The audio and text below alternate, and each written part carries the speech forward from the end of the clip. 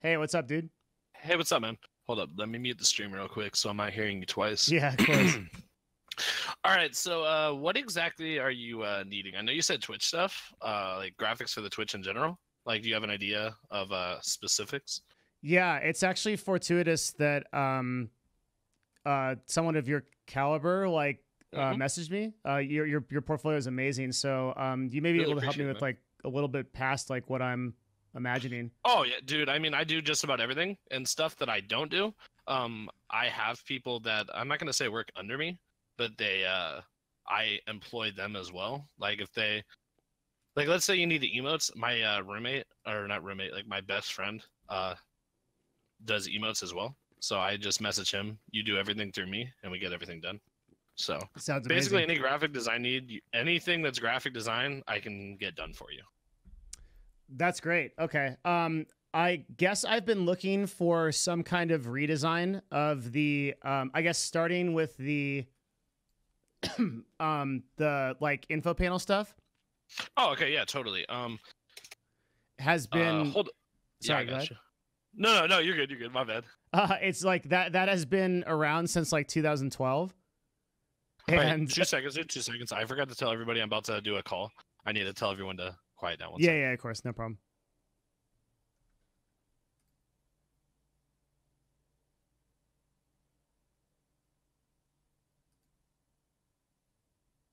All right, sorry about that. I have a lot of roommates, and I usually remind them, like, I usually tell them 30 minutes before I call, but I was actually kind of excited to talk to you. Oh, really? Why So, so? well, dude, like, I watched all your videos and stuff on, Awesome. like, the esports stuff. I tweeted at you, like, what, like, a month ago or Yeah, something? that's how I remember you.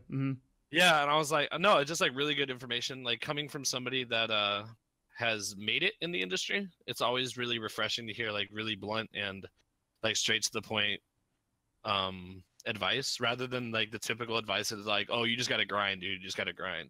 When it's more about, and in my experience, it's been more about communication, making the right connections you need along with your like degrees, etc., and skills. It's not just about being the best, it's about being easily accessible and being able to work with someone easily. Absolutely. Yeah, I think collaboration's critical. It's actually probably something I haven't mentioned enough. Yeah, it's a good point. But yeah, so I was like super, I was like, when I saw you needed graphics, I'm like, oh dude, this guy would be awesome to work with. So Thanks, man. Yeah, I think overall, maybe the most frustrating thing is I don't know exactly what I want. And I okay. haven't for a long time, but creating some kind of brand Hmm. is really important, right? And but I just have like a very loose if anything, I have just like such a loose concept of what that would be right now. All right. Um, Well, for starters, what is your goal with whether it be streaming or YouTube videos or so? Like, what's your like 6 month plan, so I can get an idea of what you're trying to do. yeah, right now it's 100% exposure. So pretty Okay. much everything I'm trying to do is do as much collaboration and work with people as possible to Totally. get the channel to the point where, so in 6 months I would think that like hopefully like hovering around like 200 concurrent viewers on Twitch, Yeah. and around like 7 to 10,000 subscribers on YouTube is pretty realistic with like our upload Hmm. schedule and like what we're doing. Yeah. So for that, are you gonna be streaming every day? Yeah, probably like 6 days a week. 6 days a week? All right, that's pretty solid. So I'm assuming you're probably gonna do what, like 4 to 7 hour streams, give or take. Yeah, I'm not gonna do like the 12 hour. Well, also because like I want to spend a lot of time. So my main objective is to try to create a not just like a stream where we're just like playing games, but also like that's Hmm. informative, has Yeah. guests on, right? You've seen like some of that through the YouTube and stuff, and like Hmm. because of like my whole background in esports and gaming, I'm able to Yeah. bring on a lot of people that I don't think anybody else can bring on. Oh yeah, totally. Yeah, so that would be the objective there. Yeah. That sounds really good. Actually, like a lot of the better brands that are like that. For me personally, this is a very biased opinion. In my opinion, the best brand slash Twitch account on Twitch right now are the offline TV people, because not Yeah. only are they bringing pretty decent gaming content, they're also bringing really good like humor and Yes. like behind the scenes into esports, because a lot of them have done like Fed, for an example. I'm pretty sure he did stuff for the NALCS at one point. I could be wrong, but I don't know. It's just really refreshing to have, and they're always like collabing with each other. Like you said, collabs like really important. Yeah. So, but yeah, I totally get what should. Hold up, I'm off task. Train of thought slowly slipping away.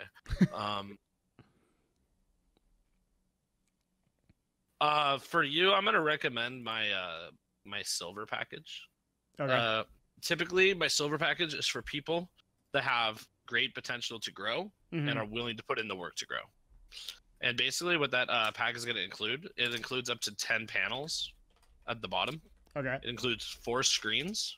Are you going to be playing any League at all? No, thank God. Is that a no? Yeah, no. It's a hard no. All right, good. Oh my God. All right, good. All right. Yeah. Well, no, it's just like, are you going to be playing any games in long queue times? Like maybe like CSGO? Nope. All right, cool. All right, we don't need a queue screen then. Yeah. Can you quickly link me your website? Yeah, totally, dude. Is it not just? It's not just your portfolio, right? The portfolio I saw. Yeah, it's just my portfolio. Okay. I'm currently doing some. I'm gonna send you this in messages. It should come up in your private messages on Discord. If it doesn't, I'll just post it in chat. Yep, it did. Okay, cool. Yeah, because I was wondering if you had like pricing and packages on here and stuff. Oh, my pricing is it varies quite a bit. Okay, so we can talk about that offline if you want. Dude, pricing is the last thing we can talk about.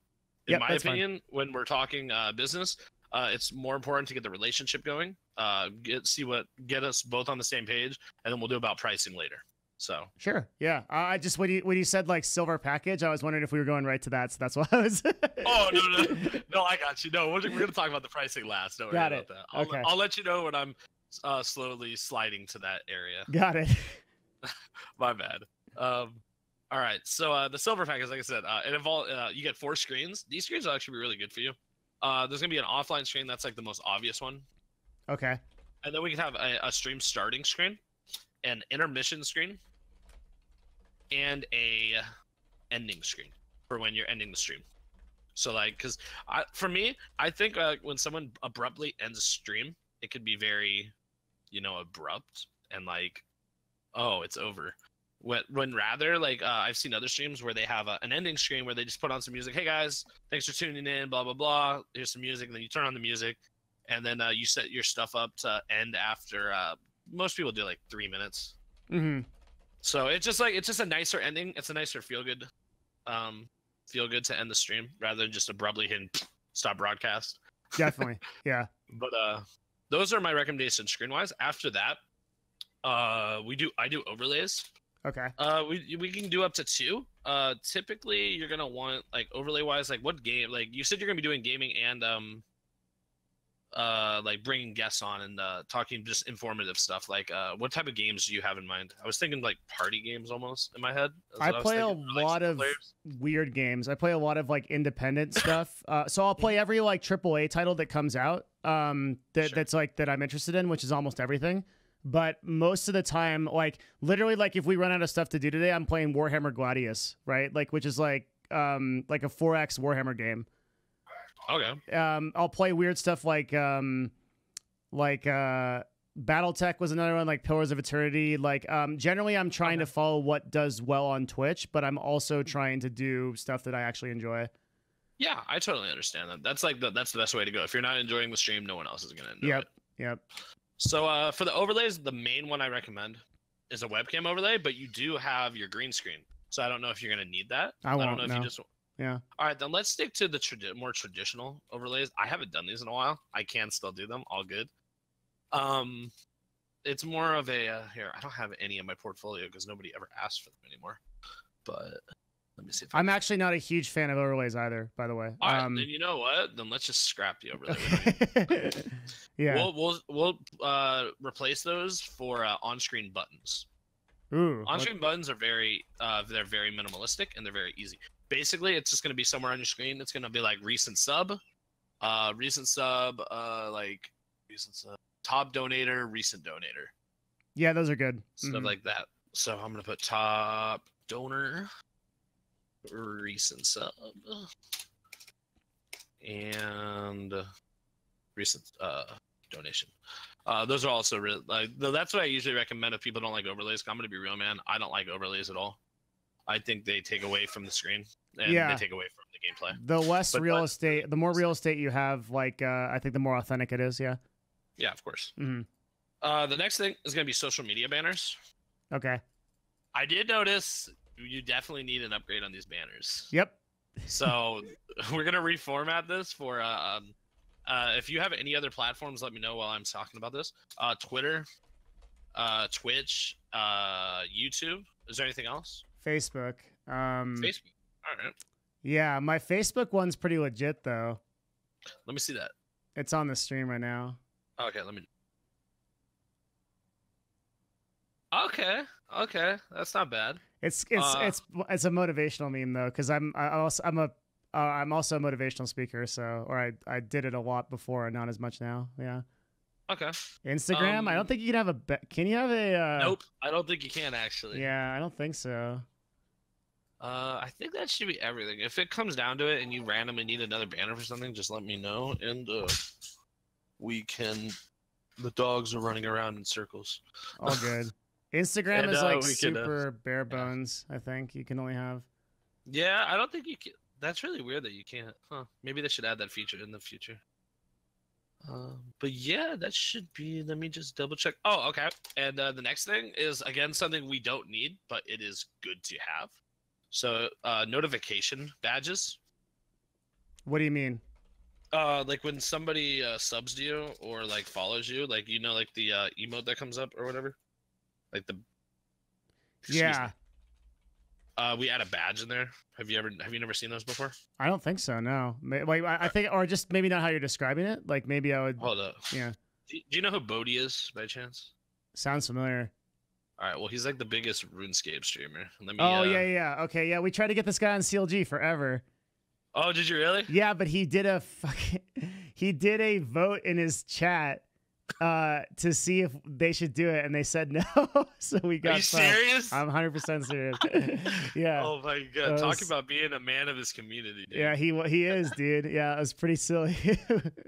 That's kind of funny. Dude. Didn't care about the money or anything. He's just like, should I do this? He definitely doesn't care about the money. He's racking in the big bucks, man. He's like their premier streamer. So not only does he get getting money from Twitch, I guarantee Jagex is tossing stuff his way too. Mm-hmm. So I'm trying to find his notification badges. His are really simple. And simplicity, in my opinion, is always going to be the best route to take. Totally agree, yeah. Oh my god, Bodhi, do you never get subs anymore, bro? I can't find a notification badge. Big sad. Hold up.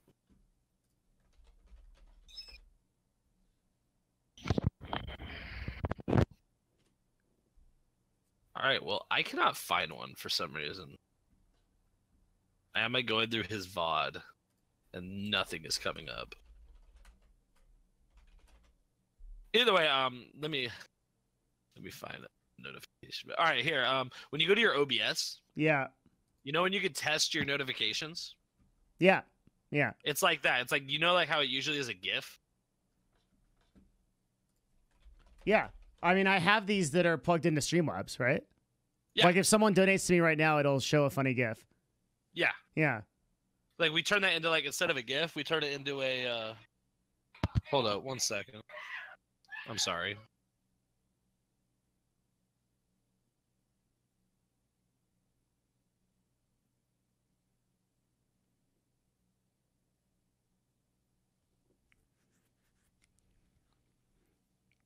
What would prompt me to get graphic design for the stream? Well, you have to consider that I've been streaming since 2012, so production quality for me is always like an improvement, and also more importantly, this helps me develop a consistent brand, which I don't have an idea or a concept of right now. That's actually the most important part of this process, is understanding what my own brand is. And I could follow up on that question real quick for you. Yeah, I have it written down. Also, graphic design is also really important, man, just because for me, when I click a page, if I see bad graphics, I click off. That's just me though. Yeah, you're not exactly the best example of it though, because you're in the industry. Yeah. So yeah, that's like a photographer being like, "These are shit Instagram pictures, right? I'm not gonna consider." Yeah, like Yeah, I guess that's true. It's just like I don't know, like maybe yeah. I mean, I've been designing for roughly 10 years. So even, sorry, but no, it's cool, dude. It's just like when I walk into places and I see bad, I just see it's for me, it's laziness. Is what I see. For most people, they will have a subconscious idea of the marketing on your page, and they won't be able to put into words or tell you why it puts them off or turns them on. But it'll affect their actions subtly. So if you go to a page that you really like the feel of, then you'll be like, wow, this is like really cool. Like, I like this guy. I kind of like his feel. This is why very good Instagram pages have themes, right? If you go to like Logan Paul's page, like you have a very consistent theme to it, and he understands how each one of these 9 pictures will look in a grid. And how it'll like what feeling it'll send. Like you go to this page and you go, oh, like this guy's like an adventurer. He's a person that like I'm a huge fan of Logan Paul. I think this guy's an amazing marketer. Like you can see like how like you could see like the kind of like lifestyle he lives. You get a good idea of it right away. That's the kind of thing you want to create with like good graphics design too. Yeah, totally makes sense. I did see your questions thing. Yeah, these screens can be animated. That does add to the cost. I'm letting you know now. I'm sure that isn't an issue. No, it's just extra time spent. It's a lot of extra time spent actually. It's like a completely different project, but yeah. Yeah. But yeah, that's they can be if you want them to be. And we'll talk later on to what extent you want them to be. Like some people like really subtle animation in the back, like raindrops, snow falling down. Some people like the more drastic stuff, like maybe neon lights flashing. Yeah. Or RGB changing, like on your keyboard. You know, stuff like that. It just depends to the extent of how we're gonna animate it. If we take that path. All right, I think that should be all the design stuff. I'm gonna be real, man. I think notification badges we should just shoot out the window. We don't need those. Yeah. I'm pretty happy with like the potential the Streamlabs has for notifications and stuff. It's pretty good. Yeah. If you ever want like a GIF made, like I don't know, like you know who Zyrene is, right? Yeah, of course. I mean, I know him in real life. Yeah. Oh, okay. Well, I did his branding. Oh, really? Okay. Yeah. Basically for him, like we had the same thing, but then we're like, hey, how about we just like he has this thing where he dances, and we literally just made that into like a transparent image where he's dancing into a GIF. If you ever need stuff like that, even memes, dude, like as much as it pains me that I got a degree and all this stuff to make memes sometimes, it is fun and I can do it. Okay, cool. I'll probably take you up on that. I dance better than Zyrene by a really big margin. I hope so. I really, really, really hope so. He's a good guy. Fun to work with. Yeah, he's a very good guy. His branding is really good too. Oh yeah, dude. Yeah. We're slowly building it. I'm so happy with where we're going there. Mm-hmm. We're slowly trying to get more emotes going because I do all of his graphics now. But we're pretty set where we're at right now. We're just trying to get more emotes that'll appeal to his community is what we're trying to do at the moment. But fun times. Let me think. I think it should be all like base graphics that we need to talk about. We can talk more about style and theme now. Yeah. Style, theme, color scheme. Hey, that all kind of rhymed a little bit. Nice. So what do you let's start out color-wise. Color scheme, that's really important. What type of feel are you trying to give on the stream? I love this question. So I guess one of the things I can set up is let me give you an example of a person who I think is doing this the best out of anybody, right? Sure. And that's by far my ye old friend, Mr. Day 9. His coloration is extremely unique. The whole like be a better gamer thing. Like if I could steal this word for word in color, I would. I don't want to though. I want to do something totally different. But the feel, yeah, I feel you. The feel of the broadcast is positivity. It's moving forward, right? It's forward momentum. It's like the community that we have is really positive and like really really focused on like Mm, holy hell, how do I describe this? This is actually pretty tough. This is actually, we're going to start getting into the area of where like I've really struggled with this and thought about this for a long time. But like I can give like some words where it's like forward momentum, sort of like positive, funny, right? But funny in a sort of improv kind of way, not in like a kind of like edgy way. Yeah. Yeah. I got you. Mm-hmm. Yeah, I mean, for the most part, from what I can tell from the community, it's either 100% positivity or 100% negativity. There is no in between from what I can tell sometimes. Really? Yeah. But, yeah, I mean, most of the time, everyone's really supportive of each other. But when the second it goes down a bad a bad path, it just gets really bad really quick. Yeah. Yeah. But I totally get what you mean. Like, yeah, his brand is actually here. Let me go back to the. Oh yeah, sorry. I need to find it again. I got it. But no, I get what you mean. Like his, like it screams out. Like, how do I put it? I mean, I can't even put it into words. Damn. Yellow is a color that displays. I took this color theory class. What was it again? How did it go? Shit, dude, I forget. Either way, it's a good brand. The way it has all of the like dark backgrounds with pop colors like yellow, orange, red, light, high saturated blues, and other cool colors. Like cold colors, not cool colors. Same. So it always pops better. The original kind of idea I had, for when I was. This is like the 2012 meme that I'm still using. Yeah. Hang on one sec. I'll pull it up. This will be good. Maybe. This logo here and this coloration was originally like one of the first games I played was StarCraft.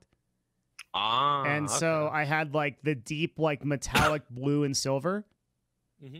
And I like black and silver as colors, but I'm much more interested in like I'll completely change my brand and completely change the coloration as long as I'm getting the feeling that I want out of it, right? Like as long as I'm getting that like forward momentum, like positivity.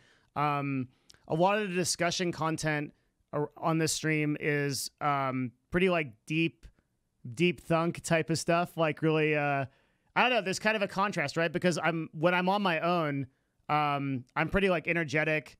And I do like a lot of like kind of comedy, like improv stuff. When I'm with other people, we go really deep into the into like the like thought memes and like discipline and health and stuff like that. I got you.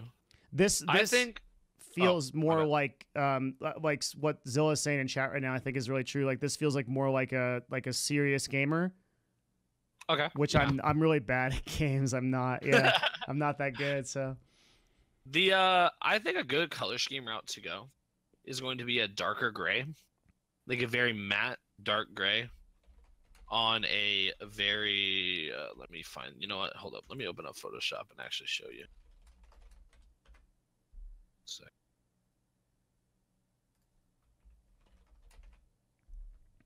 I'm gonna screenshot something in a sec. Yeah, sure. Just gotta get the right blue. There it is.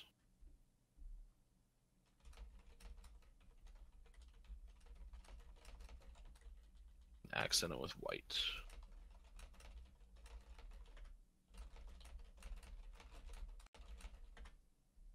These colors right here, I feel like, I mean, for me, this is how it, how I perceive those colors. Like the dark gray background, accenting it with blue and white. Okay. I feel like that's a good color scheme to go for like that type of feel. Mm-hmm. For me, like when I see a vivid blue accented with white or like gray, like a very light shade of gray, that makes me, it gives me the, I'm here for, how do I put it? Again, I can't really put it into words. It's just like, from what you're describing, that's the color scheme I personally would go with. What's your thoughts on green? Green is actually a really good color. I don't see a lot of it on Twitch. There isn't a lot of it because it's a tricky color to use. Okay. Because if you use it wrong, it's gonna look bad. Mm-hmm. But if we use it correctly, like this, like, okay, I just had to find a good shade. It's more of a limeish, a dark limeish. Here, let me show you. It actually looks really good if we execute it properly. It can look very, very good. It's just like it doesn't use much on Twitch because when people think green, they just use bad shades of it. Yeah. They always end up using like a really dark green, and like dark on dark colors is just never good. But green's always a good option. In fact, I'm pretty sure that's that's a more what's the word for it? You can literally type in motivational colors, and I'm pretty sure green comes up. So I'm pretty sure green is literally there's the 3 colors of motivation. First, there is green. It's literally the first thing that comes up. Like right here. I just linked it to you. Yeah, I just did it too. Yeah. Green is a good color. I'm all for it. I know I could pull it off. It's just a lot of people don't use it because it's hard to pull off sometimes. Yeah, for sure. So either way, I do think we should go with a darker background. Like a dark, like the matte gray. Definitely, because I've always used that, and I'm also like I wear all black and like I'm all emo in that way. So I guess like a dark background is really good. Also, there's just too much versatility to a dark background. Yeah, there's a lot you can do with it, and it always makes and it makes the color that you really want pop the most. So yep, yeah. So you need you need one color and then one supporting color, right? So. Well, as many colors as like my typical go-to color schemes are we usually have like the background color, and then we have the color you want to pop, which in this case I'm assuming will be green, and then I usually like to accent with like whites or like grays, debating on if they clash or not. See, the thing I have to be careful with is like these guys, which they're like, what colors are positive or what are the motivations like? And it's like every color. It's like every color can't be positive, my dude. Then it's not real. I mean, like for me, the colors you want to steer clear of is red. When I see red, I think the first thing that comes to my head is danger and blood. Yeah, red's the first two things are red. Bad. Red's unequivocally bad. Yeah. Yeah, so in my opinion, in that case, we should steer clear of warm colors in general. Green is a cool color or a cold color on the side of the thing. It's pretty neutral almost. And it's like that's why it's good. It represents balance. Almost. Well, one of the reasons I like it is I have not seen a good example of a large streamer on Twitch that's done green well, or at all. So I think if we were able to do green with a good accent, people would remember it. It would stand out because there's no real comparison. There's a lot of blue on Twitch.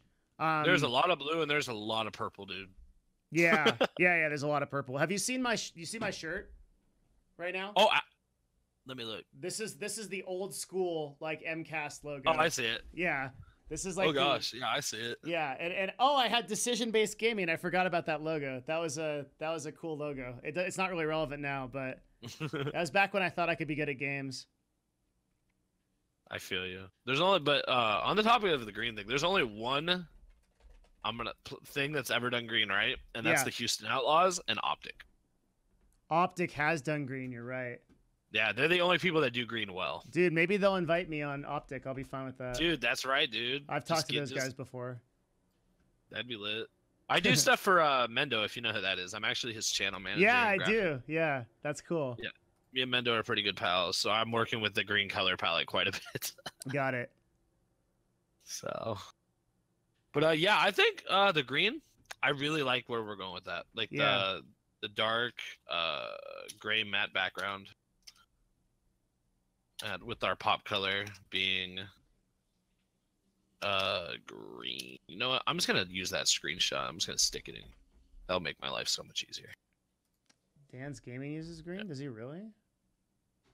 Oh, you're right. He does. Who? Dan's Gaming uses it. He uses like oh, dude, this guy's like all about the green. This guy's green, but this guy uses green backgrounds. This would look pretty different from Dan because Oh, this is gonna be a lot different. yeah, we would be using a dark background and then accentuating it with green and white, I assume. So this would be pretty different. Yeah, from him, he's using green in a more aggressive nature. Yeah, it's like attacking me. Yeah, his is a lot more aggressive. Ours, the way that I have it in my head, is we're gonna be using green in a more subtle way, almost like, I don't want to say subliminal, but almost like that.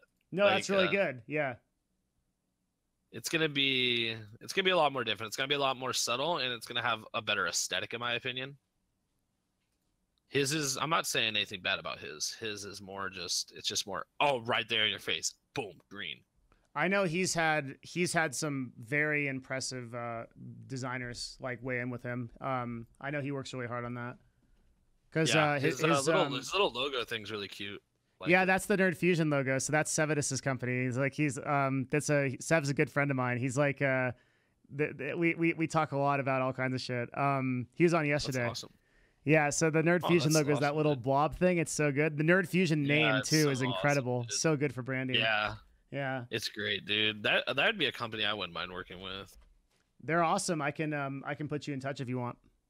Hey man, I'm gonna prove myself to you first before you go and start giving me connections. I want to earn it. Sounds good. But Razer does this really well. Look at my god, Razer does green the best. Yeah. I forgot about Razer. Holy shit. This is pretty. But they sort of like the feel I get from them is more like elite edgy. Gaming. Yeah, edgy, elite gaming. Because not only do they use green, they use a lot of what's the word for it? Glow. There's a lot of glow effects. It's very edgy. Like the stuff I'm going for us is going to be more family friendly almost. No, it's like good. It's I think that's a good word for it. Theirs is very like almost feels M-rated at times. I don't know how to put it, but theirs is very, very, very edgy. But it's I think for what they're good. trying to advertise for, they're doing amazingly well, right? But it doesn't fit too well with what we're doing. Another really good example of like positivity and kind of like forward type of coloration is Ninja. If you've ever seen his stuff. His he uses very light blues. If I remember, no, he dark uses blues on light blues. He uses gold and dark blue. This is gold. I don't pay too much attention to. This is that here. His color palette is he's using a dark, light blue, and gold. Yeah, he's accenting. It's kind of like what I was saying. Like he's using the dark. Imagine like the matte gray, but his is a dark blue or a dark blue into the light blue that should be our green. And instead of accenting with white, he's accenting with gold. Yep. I wonder if we could accent this with something other than white. I like silver a lot. And I also like any kind of like silver gold like stuff looks like really good.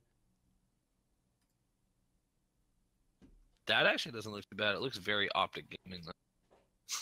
Oh, that's probably not good. Yeah. I'm trying to find a really good cool color to go with. No. Need something that clashes a little bit like yellow. Dark. All right, let's stick with the white for now. If I come up with anything better, like I'm gonna doodle around with it a little bit more later. Yeah, this is a pretty important part of this process. Like I would say that like we should probably spend the majority of our time here because once we get into like the screen overlays and stuff like that, the rest of the stuff is pretty easy if we have a consistent theme. Yeah, it just has to be applied across all the platforms at that point. Yeah, I feel you. Maybe we could almost accent it with like a yellowish light green. Hold up, let me show you. I kind of like this. This might work. Hold up, I'm actually gonna post this stuff in your. Yeah, it's fine. No, yeah, I don't want to spam our chat or whatever. Like this might work, and then almost like. Oh, I see. Yeah, on a dark background. That's pretty crazy. Yeah. I'm trying to mess with a few. Let's see what I still want it to have a really good pop factor though. Yep. I'm gonna keep that in. It's just in case. Screenshot. This All this theme got linked in the chat. It's pretty cool. You see this? Ooh, That's really that's neat. not bad. Yeah, that's a really cool look. It's like the green pops, but it's accentuated by white. Yeah, it's Yeah. like but I feel like that's going more towards Dan's gaming style. Mm-hmm. The green's still pretty aggressive. Yeah, you're right. I do really like that, but it does feel more Dan's gaming like Mm-hmm. almost. Huh. That's actually that reminds me of Flame Sword's logo. Because there's flame and a sword. I just realized that. Flame Sword happens to have one of my favorite logos on community. Whoever made it, really big kudos to them. All right. Let's talk more style now. Like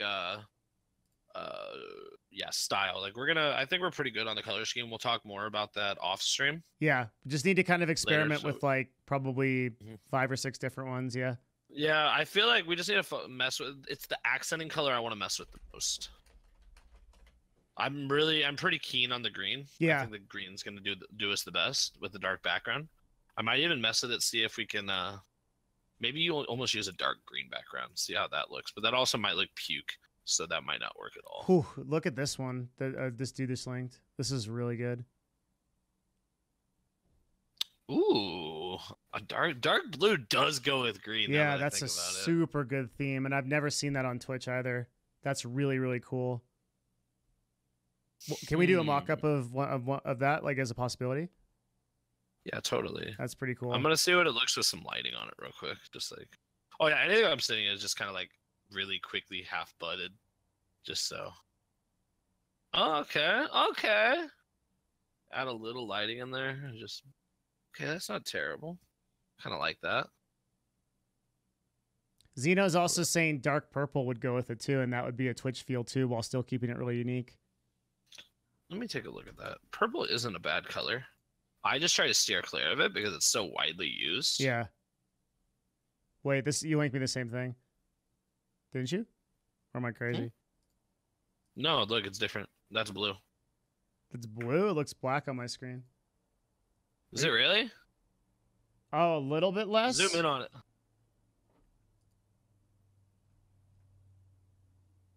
Purple. I don't think I'd go with. We're steering into more very happy-go-lucky rather than motivational now. Mm-hmm. With the happy-go-lucky colors. I think we should still stick with the dark background. The dark matte gray, personally. Yeah. I think that's what's gonna do us the best. I'm down for like a mock-up of both. For Totally. sure. Alrighty. And style. Let's move on to style. Colors. We can talk about colors for literally days on end. Yep. Without coming to anything. let's try to narrow down our options by going into style. So you said you wanted the motivational stuff. Yeah. Motivational feel. So a more, how do I put it? Go to my portfolio real quick and see if there's anything in there that really pops out to you. Sure. If there's anything that pops out to you, I can get an idea of what you're looking for, even if you don't want a design exactly like that. Scara's is really good. I get that a lot. You know what? Yeah. He paid, I'm not going to say how much he paid for it, but he paid a lot for that, and he still hasn't used. He still hasn't what?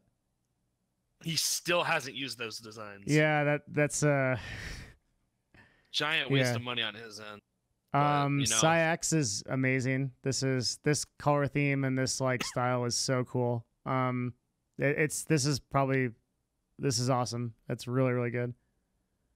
All right, I think I have an idea of what you want then. We're gonna take a more. Oh yeah, here's an example of me using green. With the what's it called? With the Mendo stuff. The dragons. The dragon with Mushi is really good too. I mean, honestly, so much of your work is so fucking good. Appreciate it. Speaking of CLG Auto, I had to change the colors on that, but I put it in my portfolio as red because I liked it better. Let's see. Oh gosh, some of this is like older work, but yeah. everything. And I try to show more diversity in my skill set with the social media headers. Yeah, I see that. Does Lily use this? I wish. Yeah, this is really good. That's I had fun making that. Lily's like one of the people that I would die to work with, dude. Oh my gosh. She's my that in her brand, in my opinion, is the definition of a perfect brand on Twitch. It's pretty close. EDI is very smart. I've been working with those guys for like 2 years. They're really, really smart people. Let's see. Well, these are some old things. Dang. Need to take that Nike ad out of there. Why is that? It's just old. I've gotten a lot better since then. I need to do some, but I don't do ads anymore. Like I don't know. I just haven't had to make them. Haven't wanted to make them. Yeah. But I like to display them so people know that I can do them. But for my for in the last 3, I didn't see anything that really jumped out at me. As far as I mean, they're all like really good, but as far as like my personal, like the feeling I'm trying to create. For the SciAx thing, you saying you like the SciAx designs really gives me an idea of what you want. Yeah, it's so positive. Like it's just so it just pops. I don't know how to describe it. Just like really pops out at you, and the color scheme. I guess I really like golds, right? Like the color scheme is such that it really gives you like that kind of like positive feeling, and like someone said or Chocolate Spread said it exudes confidence. Yeah, I just read that too. I like that a lot. What we could do is, I have an idea. How about we take this green and scrap the green and make it emerald? I mean, green and emerald, the same thing. But we almost give it like that, because emerald still gives off, in my opinion, gold is going to give off a more cocky confidence. Okay. Emerald's going to give off a more, or emerald is going to give off a more cool confidence, like composed. I like that. Yeah. So what we could do is that. I feel actually. Oh my gosh, that sounds so. Hold up. I'm gonna put under color scheme emerald. And for his style of stuff, all that really is brushing. I just kind of experiment with brushing. Yeah. And then I take everything, make it look all fancy pantsy. It's really hard to explain how I do stuff. Sometimes I just accidentally make stuff look nice. No, it's cool. But maybe emerald with a gold accent would be pretty amazing. Yeah. Let's see. I just want to see what emerald on gold looks like. On a dark background, feels like it might be pretty good. Oh, that has that royalty feel to it for sure. Which is good, yeah. I am very royal. Yeah. Hey man, esports royalty right here, dude. Esports royalty, dude. That'd be a funny emote, dude. Just have a little emote of yourself wearing a crown. Little with crown, a smug dude, look like on a your scepter, face. yeah. Yeah, dude, I think that would actually look really nice. I think so too. Yeah, you know what? That might be our final color scheme, honestly. Yeah, and I've never seen anybody on Twitch using it. I think it'd be really good. Emerald on gold and black. Well, the charcoal background. Or whatever. Yeah. Oh, dude, that's so nice. All nice. Right, yeah. Yeah, I agree. That actually, you see what I mean by like, I wanted you to just look over stuff. It gave me an idea of, Yeah. Because you're like, oh, he just figured it out. Yeah. All right. I'm going to put under style, refer to SciAx designs. I'm not going to make something similar or like something like that, but I'm going to go on and try to give it the same feel, if that makes sense. It's going to be mostly I totally understand. Yeah. It's going to be mostly brushing and stuff. Brushing and every one of these is pretty significantly different. I know you're going to come up with something that's like really different. Yeah. Yeah. Like totally. All right, let's talk deadline. Okay. That's always a fun thing. Oh, I'm gonna go over 2 policies real quick. Sure. These 2 policies aren't a big deal, so I can talk to them on. One, my changes policy. I had somebody way back when abuse my free change policy. Really? Very badly, and I had to do like 30 changes, or they threatened to refund me. So I now do 5 free changes per design. After that, it's $5 per. Can you agree to that? Yeah, that's totally fine. Yeah. All right. Cool. Absolutely. All right. Cool. 5 changes per. And my last policy is I do not offer refunds. Okay. Most people All right. don't. Yeah. Unless I make something so atrocious that you just despise it. Well, what I would I say don't- is I would need to have some kind of idea of the concept, like before I agreed to like a final draft. Does that make sense? Oh yeah, dude, we're gonna do review calls. Like we'll call when I have like let's say most of the time, like when I'm slowly making something, I'm gonna send you a screenshot. But when when I'm ready to present a final draft to you, I'm gonna be like, hey man, let's do a call. We'll call. I'll screen share. We'll be like, hey, what do you think about this? You'll be like, let's change this, and that, blah blah blah. I'll change it while we're in the call, and then we'll have some stuff that you want changed. I'll go off call, and a few days later, I'll be like, all right, man, here's another. It's almost like presenting a project. Okay. So, like, until we're done, like, when I go to call you, it is me presenting something that's done, in my opinion. Like, I think it's done, but I need your opinion to be like, hey, is there anything else you want to add? Is there anything you want to take away? Until we're at that perfect product. Yeah. So the only thing is there's a small chasm between like when we're obviously in sort of like the beta phase, and there's a small possibility because I haven't worked with you before. I seriously doubt this, but there's a possibility that I just like do not like what the design is, and I don't want to be caught like paying full price for something that this is just like probably never gonna happen. I like we're both really reasonable people. It shouldn't happen this way, but I think there's like a small chasm between, okay, we have like the pre-draft, here's the concept. And then after that point, when I'm like, yes, I like the concept, I'll trust you to go forward. Then like we get into the later drafts and I expect, and I'm even okay with like, even if I don't end up using it, as long as we're past that partial draft page, like I would pay you some percentage of the completion, right? Because if we didn't go with it, because at that point you've put in quite a bit of work and I've committed to it. What I want to avoid is like, here's a draft. And then it's like, pay me the full amount. And I'm like, well, shit, we're not even like, you know what I mean? Yeah, I feel you. Yeah. I do have one other thing. I don't know if this is an issue. I do take full payment up front. That's not an issue. No. Oh, wait, cool. what? Oh, up front? Yeah, I need payment up front because I do like have expenses and I do this full time. It depends on, so upfront meaning like you want to get paid immediately and then before a pre-draft? Yeah, that's what I typically do. That's rough, and man. I mean, I've never had issues with it in the past. I've had one small issue with it in the past. The mushy designs that you saw with the dragon. Yeah. There was some stuff she didn't like. So honestly, I dead ass just scrapped the whole thing and redid it for free. I mean, when I have issues, I don't really ever run into issues. I have to see a concept first, because 100% up front with no refund is like it's like it's a huge ask. Would you like to implement some type of refund policy then? Well, you seem reasonable, so like I know you won't abuse. The reason why I normally have these policies set is because people try to abuse them. You don't seem like a person that's going to abuse them. No, I won't. I mean, like, I wouldn't be negotiating if I was going to. Like, I gotcha.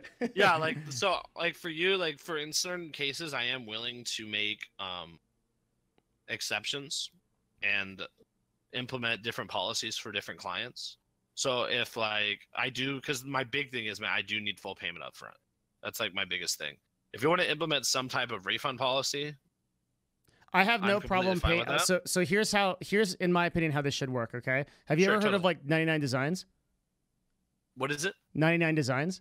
No, I haven't. Okay, so 99 Designs is like a website where basically what you do is if you want a graphics or logo done, you'll go to 99 Designs and then it's like, let's say it's like $300 or $400, and you basically send a bid out, right? And people will come back to you and they'll give you a pre-concept. So like you'll just like a very loose drawing. So actually, hang on 1 second real quick. Yeah, totally.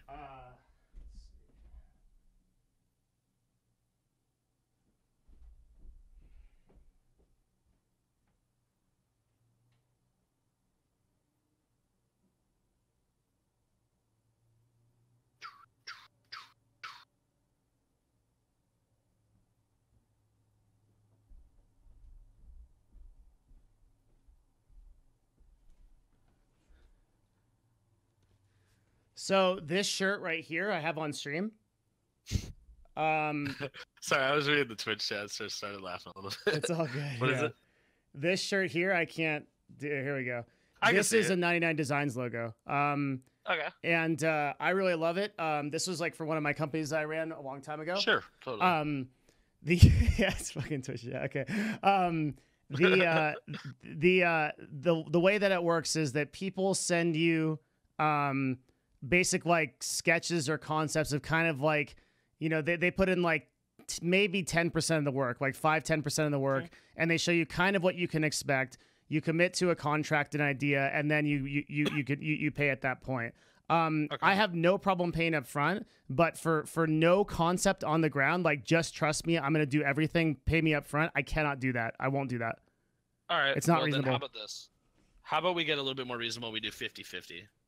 You pay me half up front and pay half on finish. So the question I would have is like, if you put in like, if you even give me a color scheme and you say like, this is like what I'm going for, and I'm gonna make it look like this previous project, and you give me like literally like the alpha of it, right? So much so that like the only thing I can say is like, yeah, like looks like something like a direction we want to go. I'll literally give you 100 up front, like right at that point, like usually, yeah. I mean, like, I thought we already went over that, like, the SciX stuff on the Emerald and Gold scheme. Yeah, that's but I don't have a visual of what that's of what it. So I think that the chasm here is like the difference between the amount of work that you think you have to put in to get to this point, and maybe that I think so. Yeah. Like for me, I think that the amount of work would be like really, really small. And if I'm wrong, like then. No, it's just for me, like the way I work, man, is how do I put it? I understand how my policies can be a little unreasonable, and I have been a little unreasonable with people. It's just I've been taken advantage of quite a bit through I understand. my years. Yeah. And I try to, so I've come to the conclusion that I always have to look out for myself. And but you seem reasonable. You have credibility, so I have no reason to believe that you're gonna abuse anything that any of my policies I implement. That's why I cannot do that. If I do that, then I'm literally gonna get burned at the stake. Yeah, I mean, and like I'm a business guy. Like I don't fuck around with this stuff. Yeah, like that's why I'm completely open to implementing special policies here for you, so that we're both comfortable. Because at the end of the day, like, let's say you just say screw it and you go with all my stuff. Guess what? You're going to be a little bit uncomfortable, and I'm not going to like that. You're not going to like that. And it's just going to make for bad business. So if for me, it's just like I need to, like, not only, like, for me, like, it's not only are you paying for the designs, you're also paying for my expertise. You're paying for my time. And, like, even, like, normally, like, my friends have told me, like, this isn't something I'm doing. They said, like, dude, even for, like, you taking the time out of your day to talk to clients, you should charge for that. Like, what are those called? What are those called? There's a word for Consulting? it. Consulting, yeah, there's the word for it. You can, but you have to be careful with this. Like, there's like a point where I think that well, I don't know how successful you are. Yeah, and you're not asking me for advice. So yeah, I understand what you're saying. Yeah, but I don't know. No, like I'm completely open to switching the way we do payment. It's just like I do need something on upfront. That's like my only thing. Yeah, the other thing to keep in mind is I don't know your prices, so I don't know if what you're asking for upfront also. Yeah, so. I don't yeah, we can't really talk about those. No, we have to so like we can also follow up with this tonight or even like tomorrow as well. If you don't mind me feel free to here, go to your DMs real quick or your messages real quick. Yeah. Just so we can I feel like this will clear up a lot of air. Like sure. What's the number in your head right now that you think that I'm just out of curiosity? Just dude, if it's some absurd number, I think it's very high. Yeah, is my feeling right now. It's probably not as high as what you think. Just shoot me the number you're thinking in your head, dude, or like a ballpark number. This is rough because do you have a rate or is it going to be dependent on what I say? No, it's not going to be, dude. I have this is the negotiation memes, dude. This is yeah. Dude, all right. Do you think it's over $1,000? I hope not. It's not. Okay. All right. Do you think it's Yeah. over $500? What's that? Do you think it's over $500? I'm definitely thinking so when you first initial, just the way that, yeah. All right, dude. It's in that range, but it's not higher than 500, bro. Okay.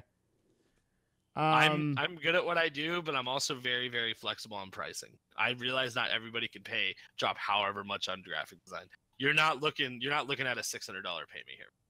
Okay. You are looking a little bit higher because you do want animation.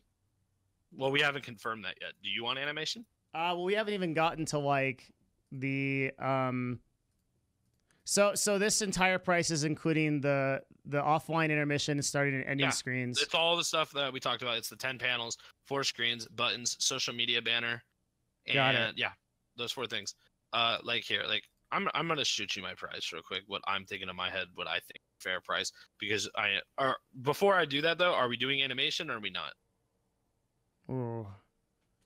That's gonna affect the price. That's like the big thing. That's why I haven't I have like 2 numbers in my head and I don't want they're fairly different.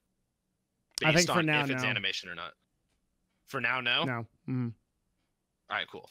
That's the number without animation. Okay. Do you see it? Like, do you see the messages in Yep, Discord? I see it. That's the number with animation. I will tell you what my idea is for animation, Mm-hmm. because we're going for an emerald theme, right? Gems, Yeah. almost.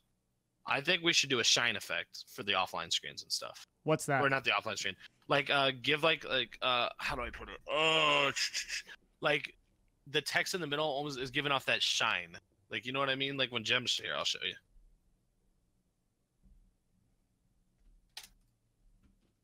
Hold up, I gotta find a GIF. You'll know exactly what I'm talking about once I pull it up. I'm shining. Hold up. Oh, here it is. This is like kind of a weird example, but it works. Here, look at chat. I uploaded a picture in there. Okay. Do you see it? See what I mean by a shine effect? Like, that's like really, really bad example, but you know what I mean by shine now, right? Yeah. Have you ever seen Co-Carnage's animated backgrounds? No, guys, see them? I think this dude probably does this better than anybody on Twitch. Sure. I have no idea how I'm gonna find it. But this shit's like insane. So like one of these backgrounds that I'm putting on on stream right now, this is like a city that like there's like monsters that come out and fight and stuff. Wait, are you serious? Yeah, dude? this guy has a team of people that does it, but oh, that's scary animation, bro. I can't do that. no, this guy's spooky good. Yeah. Yeah, dude, that would be in the thousands. Yeah, that's it expensive. is. That's some serious manpower there, dude. My friend is actually has his degree in animation. Oh, really? And if I showed him that, he would probably just be like, dude, that's like slave labor for the next month. Yeah, it's crazy. Yeah, nothing but respect for people that can do stuff like that. I can't even fathom it. He has them customized for every game too. Are you serious? Yeah, so like he had like a Fallout stream, and it was like Co is like the way that he does production is like, so like one of the reasons I'm streaming in the afternoons is to avoid Co-Carnage. That guy scares the shit out of me. He's one of the best streamers on Twitch. Holy moly. Yeah. He's so good. That's nuts, dude. Yeah. Every one of his donation messages, every one of his like subs, all of his stuff is customized. That is nuts. Yeah, he's unbelievably good. He puts a lot of money into that. Yeah, he does. I think he gets a lot out though too. Yeah, you're probably right there. Yeah. Huh, that's pretty crazy, man. He's crazy, but I think so. Here's what I actually think. And this will sound kind of crazy, maybe, but I actually think that if we start with unanimated stuff, as my stream evolves, we can go get animated stuff now that we have a theme and color palette and stuff like that. Okay. And I'd be happy to pay you completely differently as another project for that. Okay. Yeah. Honestly, dude, and a lot of the stuff I make, I can make it while I'm designing. I could keep in mind that I want to animate it later. I see. Yeah, I know what you So mean. we could just add the additional animation costs for later on. Okay. So does that sound a little bit better now? I'm like super happy just making it even a separate project and you just pricing it totally differently is fine. Right. I think there's also for my own consideration also, I have to think about like the amount of investment I'm putting into production in context of what I'm getting as an ROI from the stream as well, right? So Yeah. like I'm totally fine with like the first like package, and then let's say that 4 or 5 months from now I'm at like I'm in a different goal frame, or maybe I've popped off and I'm at like 500 concurrents. I come to you and be like, hey man, let's do a whole animated package. That's all stuff that's like perfectly fine, and like you don't have to consider any of our previous work in that. Like we just charge separately. All right, that sounds good to me, man. I say that just because it's always good to save money. Like even if like you're rolling in money, it's always good to save it where you can so you can spend it better in other places. Definitely, yeah. So. I'm not, but one thing I really do believe in is supporting people that are, especially independent business, like people like you that are doing this. It's really, really important that you get paid like what you deserve. That's like a huge thing to me. And so I appreciate that. Yeah, I totally get it, dude. Like I started an independent business. Like my first business was hard, dude. Yeah, like dude, like I totally get it. It's like pride sucking, dude, like having to consistently look for your own clients and stuff like hard. that. But hey, dude, it's hard, but hey, I mean, I'm making ends meet every month, so I'm not complaining. Yeah, for sure. So I think we have everything discussed other than a deadline. Okay. When do you want this done? I can do this all at a very fast rate. I'm extremely easy, really. Like I think a longer deadline is going to lead to a design that you're going to like better, though. Oh, that's because good. we can be a lot more picky. We can be picky. You can nitpick. If you give me a 2-week deadline, we're not going to be able to nitpick as much. You know what I mean? And we won't have as much time to communicate. One sec. Hey, Vix, are you here? Are you watching the stream right now? This is actually important. Vix is my fiance, and does like all of my here. Look at this guy's stuff. I really like this guy, and I think he's gonna do design for the channel. So if you have any immediate complaints, let me know. Just instantly, I hate him. No. Yeah. I don't think she will. Yeah, she. What's up, Sev? Weren't we just talking about him like 2 seconds ago? Yeah, he's like Beetlejuice. I was just like, we were literally just talking about him like 5 minutes. Awesome. I talk about Sev all the time though, so. That's true. Awesome. So I want to go back to the payment policy real quick. Yeah, sure. Just real quick, touch base on that. Since the price probably is about half of what you thought it was, are we looking for how are you wanting to go about doing it? I'm pretty flexible with it. I just want to make sure you're comfortable and I'm comfortable. Can I talk to my counsel about it real quick? Is your counsel your Twitch chat? No, it isn't. That'd be terrible. I know. That's what I was about to say. That'd be absolutely awful. No, it's my fiance. So just run upstairs and talk to her real quick. Yeah, go ahead. Go ahead. Bro. Okay, cool. You can entertain my chat if you want. I'll be right back. All right, sounds good. All right. Honestly, guys, if he would have said that he wanted you guys to be his counsel, I would have laughed so hard. I would have been like, "Oh my goodness, this man's having Twitch chat decide his financial stuff." That'd be pretty great. Oh, entertain art man. Oh, I don't know. So, what do you guys want to talk about? We're a weird Twitch chat. I mean, I've seen weirder, bro. Have you guys ever gone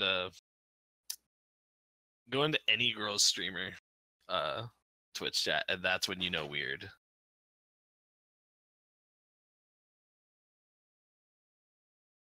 All right, man. You have fun, Sev. Thanks for tuning. It's cringe as fuck. Yeah, I guess you got a point there. So yeah, maybe Twitch chat really is his counsel. $2,000 and to never work with him. Oh, I don't know, man. Truth be told, he's paying me $10,000. No, pretty.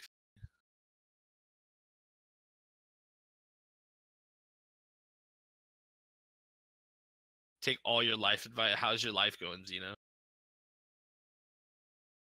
It's a Ponzi scheme. Yeah, I'm at the top of this thing. No, it's not a Ponzi scheme. I don't know if they're different. This is a pyramid scheme, dude. I'm at the very top of this thing. Twitch chat, you guys are at the very bottom of it. You guys make me rich.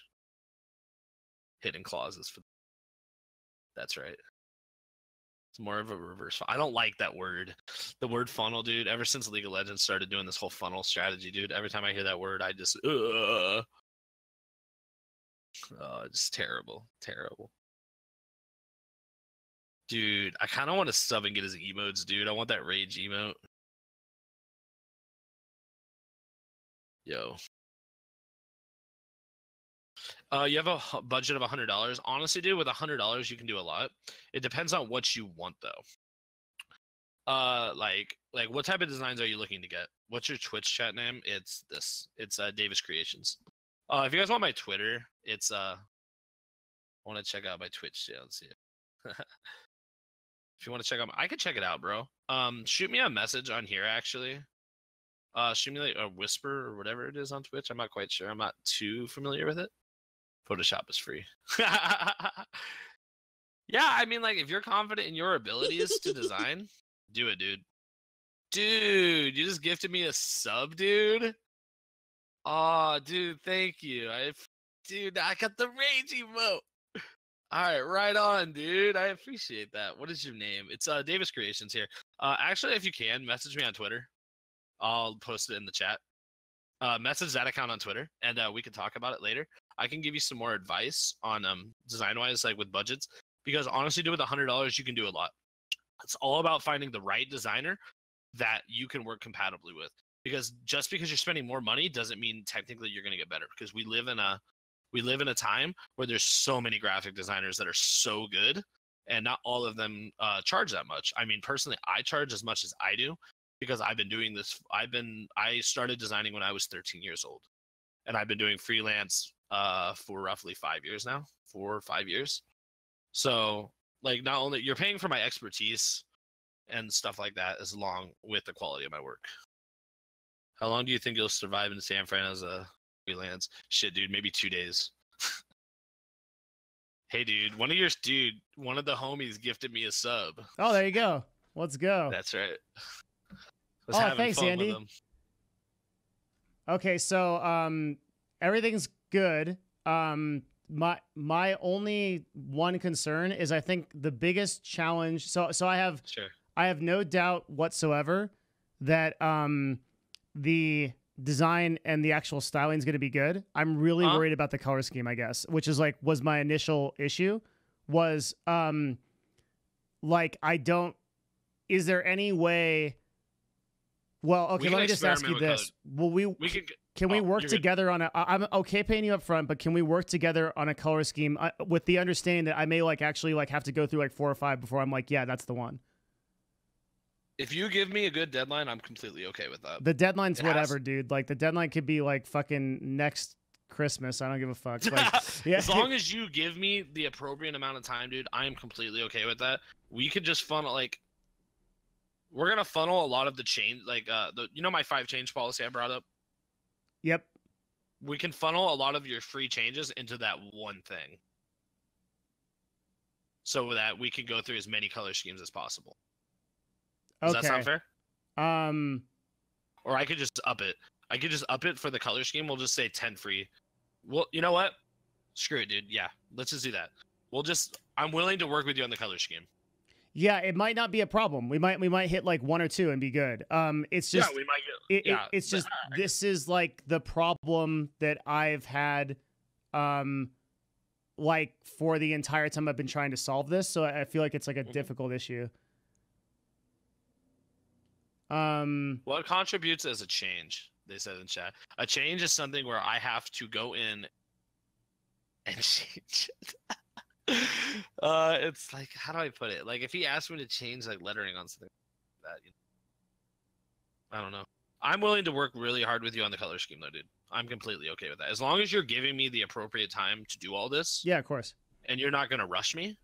Of course, if I'm slacking, that's another thing. I'm not going to slack on this. I'm really dedicated to this. I would like to really help. Just like I said with, like, you know, Zyrene. Just like with Zyrene, I want to help build your brand, like, while it's right here, all the way up until we're, like, sitting at, like, 500K subs or followers, dude. Woo! I want to work with you on this forever, dude. As long as I humanly can. Because, like I said, like, even before I knew you needed graphics, like, I was following you. I was enjoying your streams. I was enjoying your videos. I have a lot of respect. Man. So... Coggers, dude. I appreciate that. I'm totally down to sorry, I'm just confusing me. But yeah. I'm totally 100% up for working with you on this. And yeah. We'll just set a really loose deadline for now. I'm just going to put till it's done. Yeah, it's fine. And then like we'll have conversations, like if it's like 3 months later and like we're nowhere, like then we'll like talk, you know, but like I really I think we both say, I think we both have the same philosophy, which is like we really want to focus on quality and get this feel right. Yeah, quality is always the most important thing. Mm-hmm. Because realistically, I could pump out a good design in a day. But guess what? I could pump out a better design in 2 days, and a better design in 3 days, and a better design. You get what I mean? It's just like, I want to get to the point where I look at the design and I say, there is nothing I can add to this to make it better. There's nothing I can take away from this to make it better. For sure. That's like my end goal with every design I make. And then in your notes, can you put something Vix brought up, she really likes the buttons with borders, and she says that the best ones that are designed with borders are the Scar theme. Mm-hmm. And I like I think borders are strong too. I think that's maybe what appealed to me about Syax's theme as well. Was you could kind of like they really pop out because there's that border. Yeah. Okay. So that kind of stuff is good. All right. I feel you there. When you say buttons, you mean the buttons on screen? Like what we're replacing the overlay? Replacing the overlays with? Yes. Is that what you mean? Yeah. Okay. Yeah. Sorry. Okay. I just clarifying, because I was like, I'll probably do borders on most of the stuff either way. I just wanted to make sure on the buttons, just double checking. Yeah, because some of them don't have borders as much. Like the like Mushy's theme is a little bit less. Yeah. Mm-hmm. Yeah, I totally get what you mean. We could do that. Holy shit! Honestly, what's up? I was about to freak out a chat.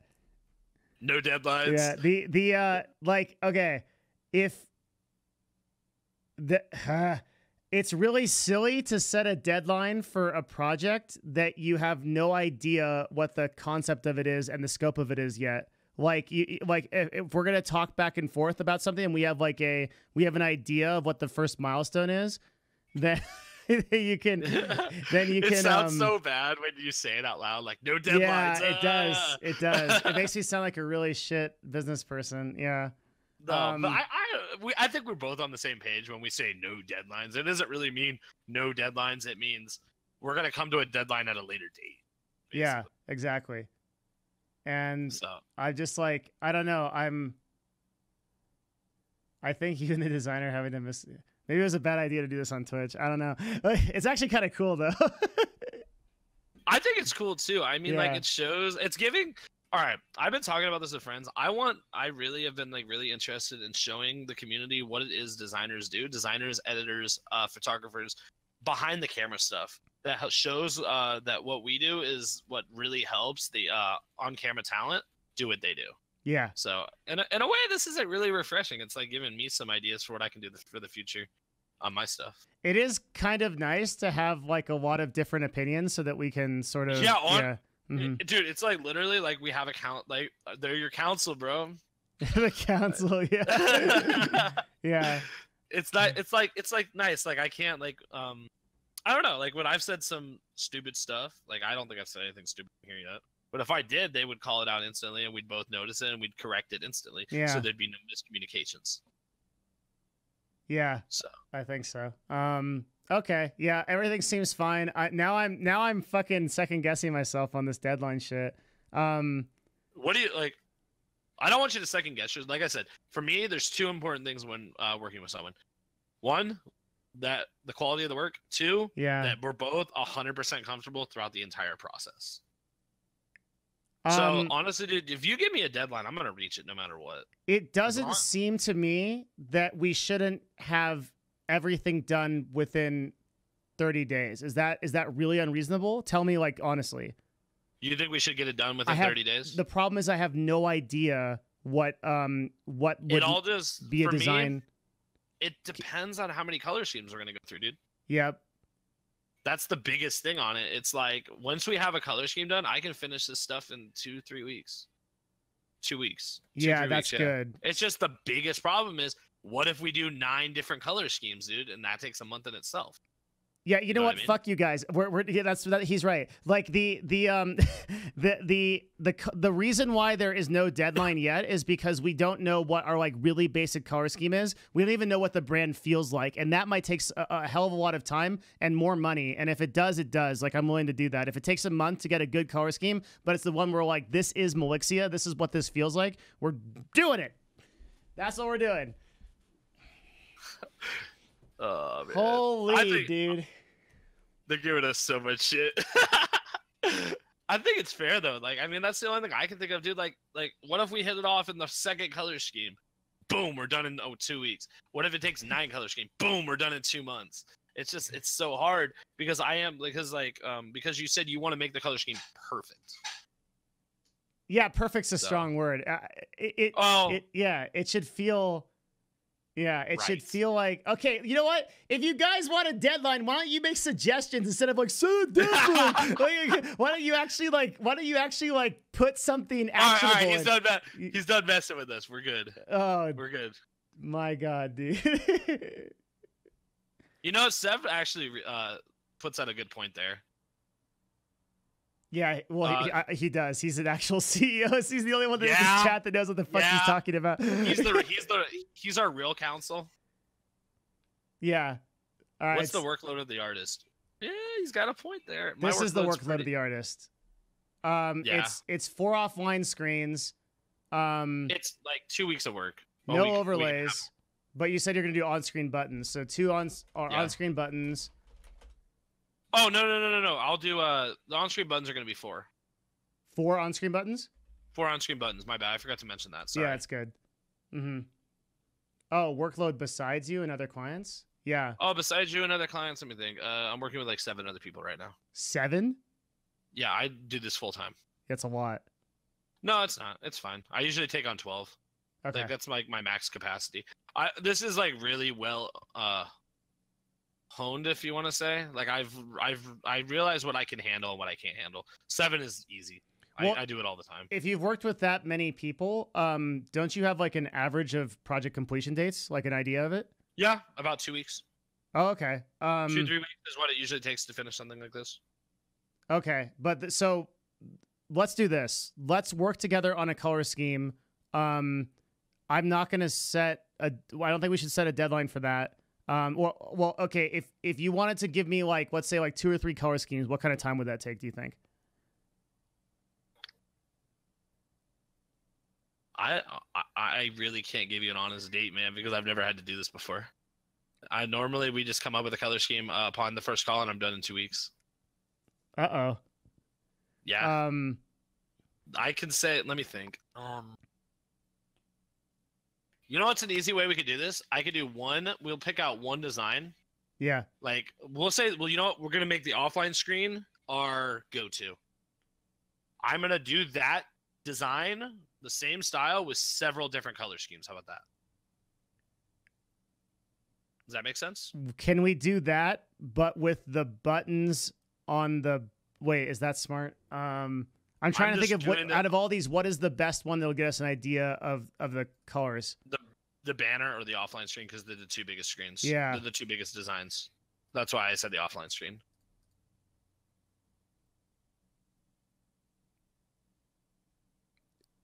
Okay. I'm thinking about which one's better. Hang on. Well, one of them is 1080 on 1920, and one's 3000 on 1000. So I can show you what the canvas size look like. The thing is, in your work, I haven't seen like offline screens listed, or I guess. Oh, there's offline screens and everything. Oh, I see. Okay. Yes, that'll be fine. I understand what you're saying now. Yes, the offline screen is good. Okay, so we'll do several color schemes for the offline screen. Yeah, and then when we agree on one, boom, we're good. Let's just, you know what? Yes, let's set a temporary deadline. What he said earlier, we'll make our deadlines a little bit loose. Yeah. But we'll set a date. Let's set the date for August 1st. Okay, that's fine. That's a little over 2 weeks. Yeah, and if you need to move it, like, it's totally okay. Yeah. Yeah, I will let you know. It's just like I need to know how quickly we're gonna come up with a color scheme. That's my only thing. Well, so you're saying the color scheme by August 1st, right? Yeah, we're gonna get. Well, what I'm gonna do is I'm gonna actually design the offline screen, right? I'm gonna do it in the style I'm gonna do it that I think you will like, and then I'm going to initiate the first color scheme into that style. After that, I'm going to change the colors for another one, for like the same like brushing and layout. And then I'm going to be like, hey, here's a different color scheme. It's the exact same thing, but it's a different color scheme. You get what I'm saying? that's good. Changing the colors should be pretty easy, right? Yeah. Yeah. It should be. It's just, I mean, it's a lot of busy work. Okay. But it's easy, but it's busy work. You know what I mean? Yep. Okay. Yeah, sounds good. Okay. And I will give you all the money up front for this. All right. Are you wanting to do that now or Probably should do it when I'm off stream. Can you send me your payment details? Or actually, yeah, I'll do it now. All right. Send me. I'm actually going. All right. I'm going to send a message in chat, and I don't say it out loud because I don't want to get flamed. Yeah, it's fine.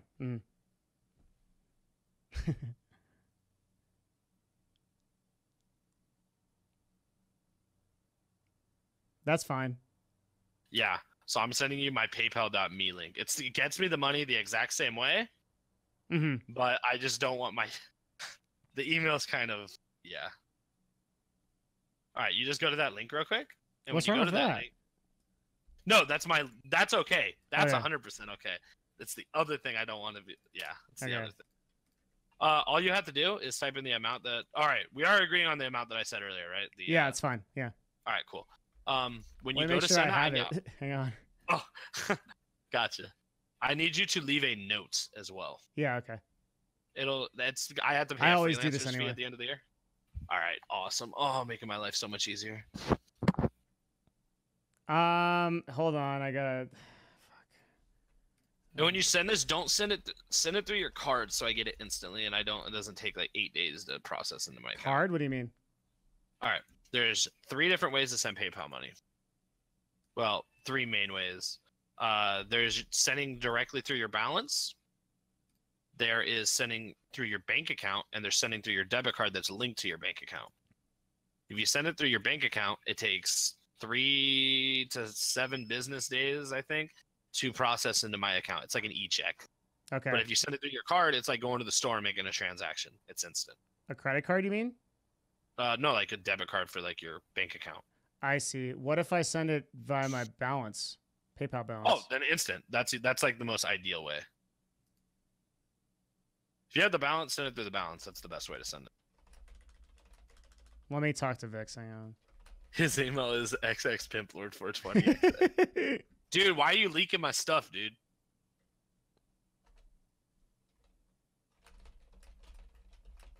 It's gonna be $8,000 to my PayPal account.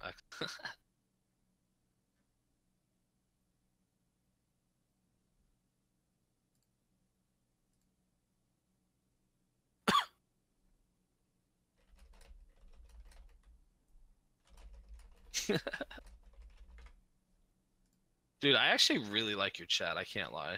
Really? Yeah, they're funny guys.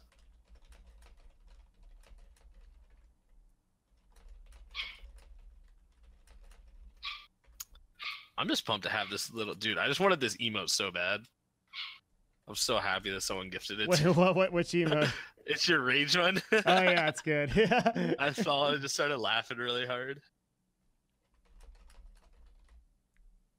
Oh gosh, they're figuring out my income in chat. Oh no. Wait. Oh no. How are they doing that? Look at chat. They're figuring out my income. Oh no. Maybe. No, you actually. It's gonna be impossible to figure out my income because my prices vary quite a bit.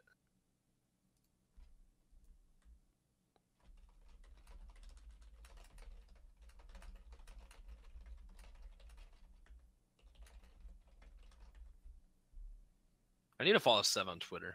This is Twitter. Seems like a good guy. Ooh.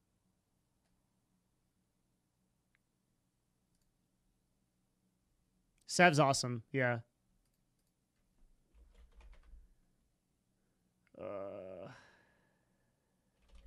Big streamer, big money. No, I have a dumb problem. Hang on 1 second. No, dude, it's cool. Take your time.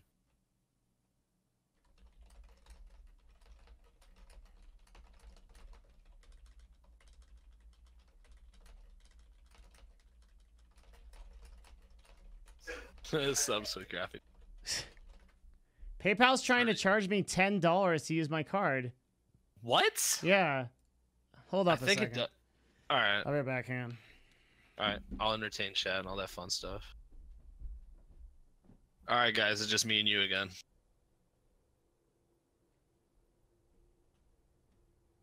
I mean, let's be real. You guys are here for me, right? Like, you're not here for him. You're here to listen to my awesome content. Okay. Oh, no, he's coming back. Wait, what? What's up? Is it still doing it to you?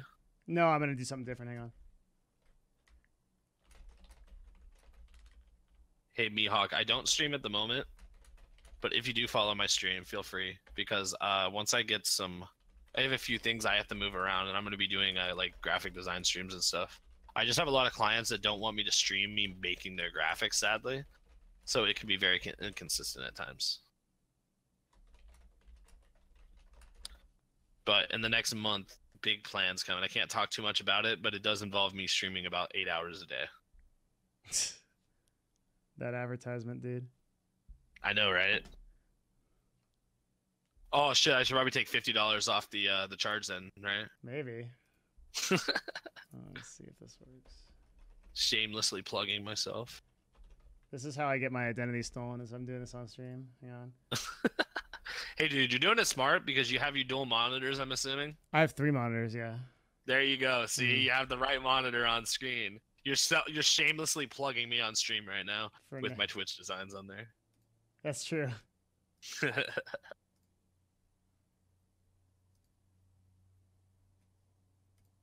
I really want to start like doing streaming a lot more than what I am right now, though, just so I can get emotes, dude. Yeah. These days, I mean, it's just these days you can just do it through Better Twitch TV. It's almost as good. Oh, really? Yeah. I mean, if you have your channel, you get 5 custom emotes, and almost everybody has Better Twitch TV, so you can just put them on there. Honestly, like, dude, like, it's such a joke. Like, I have 1, 2, 3, 4, 5, 6. I have 6 emotes right now, and I have like 70 subs. Like, what the, you know? It just doesn't make any sense. I think the meme here is that I'm using your PayPal meme.me address. Is it okay if I use your XX Swaglord 420 cocksucker, whatever it is? Yeah, I'll send you it. Let's go, dude. Whatever it is, it can't be that bad. Dude, it's not that bad, but I offended someone recently with it. I cannot be offended. Oh, Pastori, let's go, dude, with the Twitch Prime Coggers. Hey. Yeah. That's not even like that's so tame. I can see why you mean it though, but yeah. Yeah, I just be very careful with it. I don't want to offend anyone. I won't tell a soul. Hang on. Yeah, that's totally fine. PayPal's like actually just destroying my world right now. Hang on. How do you not have poggers? We have poggers. That's what Steph saying in chat. We have poggers. You're typing poogers, dude. That's why. Poggers. It's because you can't spell, you fuck. Wait, what's poogers? What are you talking about? Hang on. Not poggers. where's No, the- he meant to put poogers. He dude. meant. Where's the BTV thing emote? Wait, really? Hang on one sec. We gotta do this. Wait, what's poogers, dude? I want to know what this is.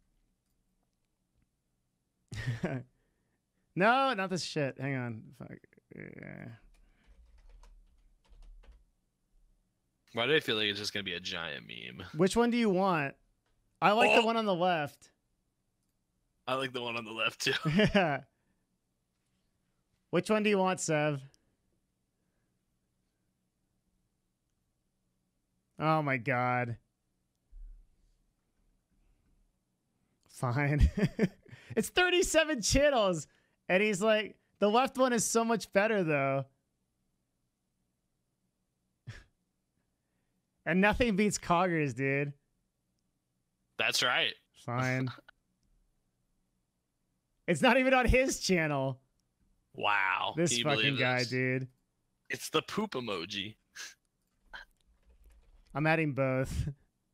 Wait, what happens if I add both? You can only add one, right? I was one of the first. Okay, whatever. All right, I'm back to trying to fix PayPal forever.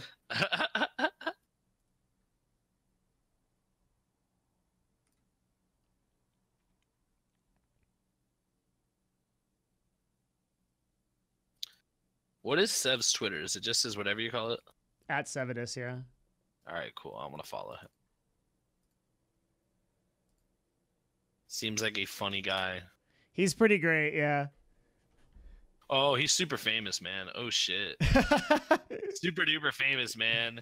69,000. Oh shit, what's that? Oh, he's following. Oh, okay. That's actually like one of his least popular platforms too. He's like a massive Twitch streamer too. Really? I'm not too like familiar on if it's not a League streamer, sadly I don't know. God. Oh god. What's that's happening? That's my main platform, sadly. That is sad. It is. Yeah, it's a sad life. Got you a lot of work though, so. Yeah. I mean, it pays the bills. I'm hoping to expand into bigger and better things though soon. It's just hard to contact some streamers, so. I mean, that is absolutely, well, yeah, I'm going to say, as long as everything goes fine here, dude, like, that's absolutely something I can help you with. Hey, man, I'm all for it. I would appreciate it. I know everyone who's anyone. Well, like I said, And a lot of people who are much no one. appreciated. And a lot of people are no one. Yeah, myself included. Hey, dude. I don't know, man. You got the Coggers in chat, dude. You got 70 whole viewers. Pretty famous to me, man. Oh, thanks, dude. It's actually really hard to get 70 organic viewers. It's like super difficult. I'm really grateful for that. I never And to look at my keep- view count because it tilts the fuck out of me. Like I always like my whole thing is like I will run the same quality stream for one person that I run for however many. Sev told me I had 200 viewers yesterday and I flipped out. I was like, what the? Really? Yeah, I couldn't believe it. Wow. That's awesome, dude. Well, hopefully we can get that average up soon. I think so. Yeah, it's going to take a lot. It's this is something I've been talking about a lot. It's going to take an amazing amount of work to do that. But yeah, I'm going like really hard on the YouTube, everything. Your That's good stream stuff, schedule is dude. anti-EU friendly. How do you figure? I start at 1 p.m. PST, which is like optimal EU experience, right? Well, considering they're what, 6 hours ahead of me? No, they're 5 hours ahead of me, and I'm EST. And you guys are 3. That means they're only 3 hours ahead of you, bro. That's not even bad. That's like midday. No. EU is like, wait, really? Isn't EU +8 PST? Are you sure? I don't know. Oh, it's 3 a.m. there. What? Is it really? What? So wait, when I start at 1, it's... Oh, yeah, that's really shit for EU. Oh, it depends where he's at. If he's in, I was thinking England instantly. It's only midnight there. Well, it's 12:49 there. But if he's in like France, it's like 1:49. Wait, England... Really? England's like right next to France, isn't it? Yeah, it's an hour difference. Yeah. Wait, so if it's 3 a.m., where are you? Are you in like Croatia? He has to be like in like Moscow or Zimbabwe. something like Yeah. that. Zimbabwe. Yeah. You have to say it like that. Welcome to Africa. Oh, you're Finnish. Okay. Dude, Finland's so dude, your people are so happy. I'm so jealous. That would be a great place to live. Yeah, the happiest place on earth. Wow, that's an offensive username. I didn't see it. I didn't see it either. What was it? Yeah, I don't know. No, it's just someone posted that in chat. Wait, so it's super reasonable to catch my stream if you're French. Oh, okay. Wait. Sev coming in with the actual data here. What's this? Wow. Look how clutch he is, dude. Wait, how do I understand this? I don't understand it either. Yeah, this is like, is this like...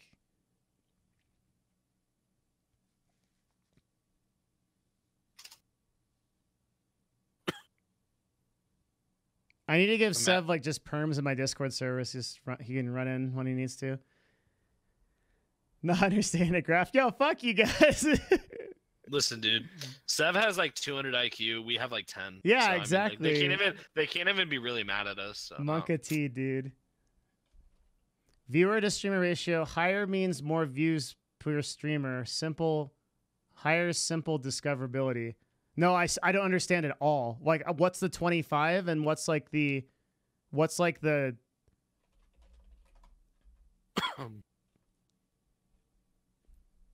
I don't even know.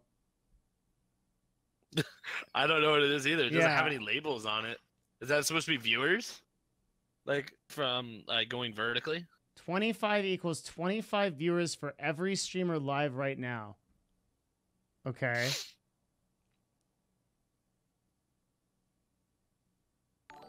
So the average view count on Twitch is 25. Is that what he's saying? I don't know. I don't know either. We're on the very right. I don't get it. You know what? My brain hurts. We're on the very right. Peak was a few hours ago.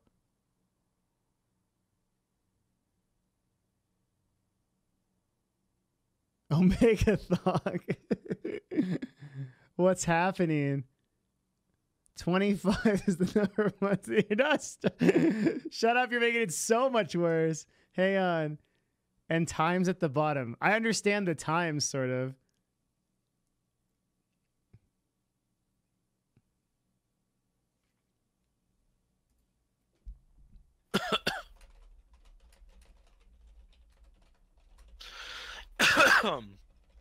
I'm back doing PayPal until I understand this. Hang on.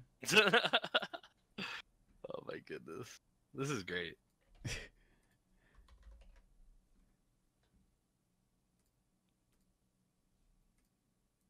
Sevadus is here to kick butt and chew bubblegum. Oh, he's here. And okay. Sevadus is all out of gum. He's all out of gum, though. How do I give this guy, like, God permissions? Hang on. What's your permissions in chat? Bro, you have yourself under Twitch subscribers. Make a roll. Like, Yeah, I need to do that. Well, hang on. Let me... Sev, just join, like, a chat somewhere, and then I'll pull you in. And then in the meantime, I'm going to work on making you a god. A god of this place. He's gonna make you a god. That's a really casual statement.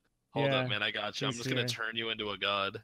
I have to make him. What do you mean? What do you mean? What do you mean? You don't understand a graph. I don't understand. It's so weird. It doesn't make any sense. It does. It doesn't. It's the ratio of viewers to streamers. What? That means the higher you go on this graph, there are more viewers. Oh, I get it now. Oh. Wait. Oh! Wait, maybe. Wait. Number of viewers per streamer. So if you took an average view count of all of Twitch, that's the number you get. Like for every streamer, there's 25 viewers, right? Is that basically what you mean? Yes, that's exactly what it means. All right, we get it. We got it. We did. That's right now. This is all in UTC, I believe. So the very right part of that graph, if you refresh it, I think it updates. The very right part of that graph is where we're currently at. So essentially, Twitch's peak for having the most viewers per broadcaster is 40 something. Is 12 hours ago. Wait, really? 12 For hours ago? 7 a.m.? Let's see here. What, 8 a.m.?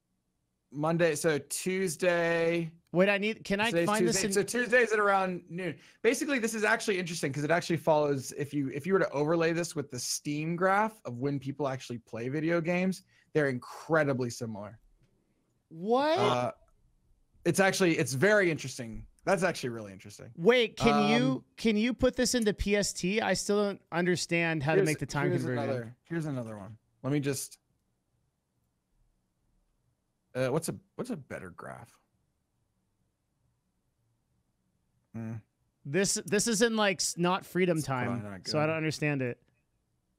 But what do you mean freedom time? Freedom time, PST. Fine, I'll change it.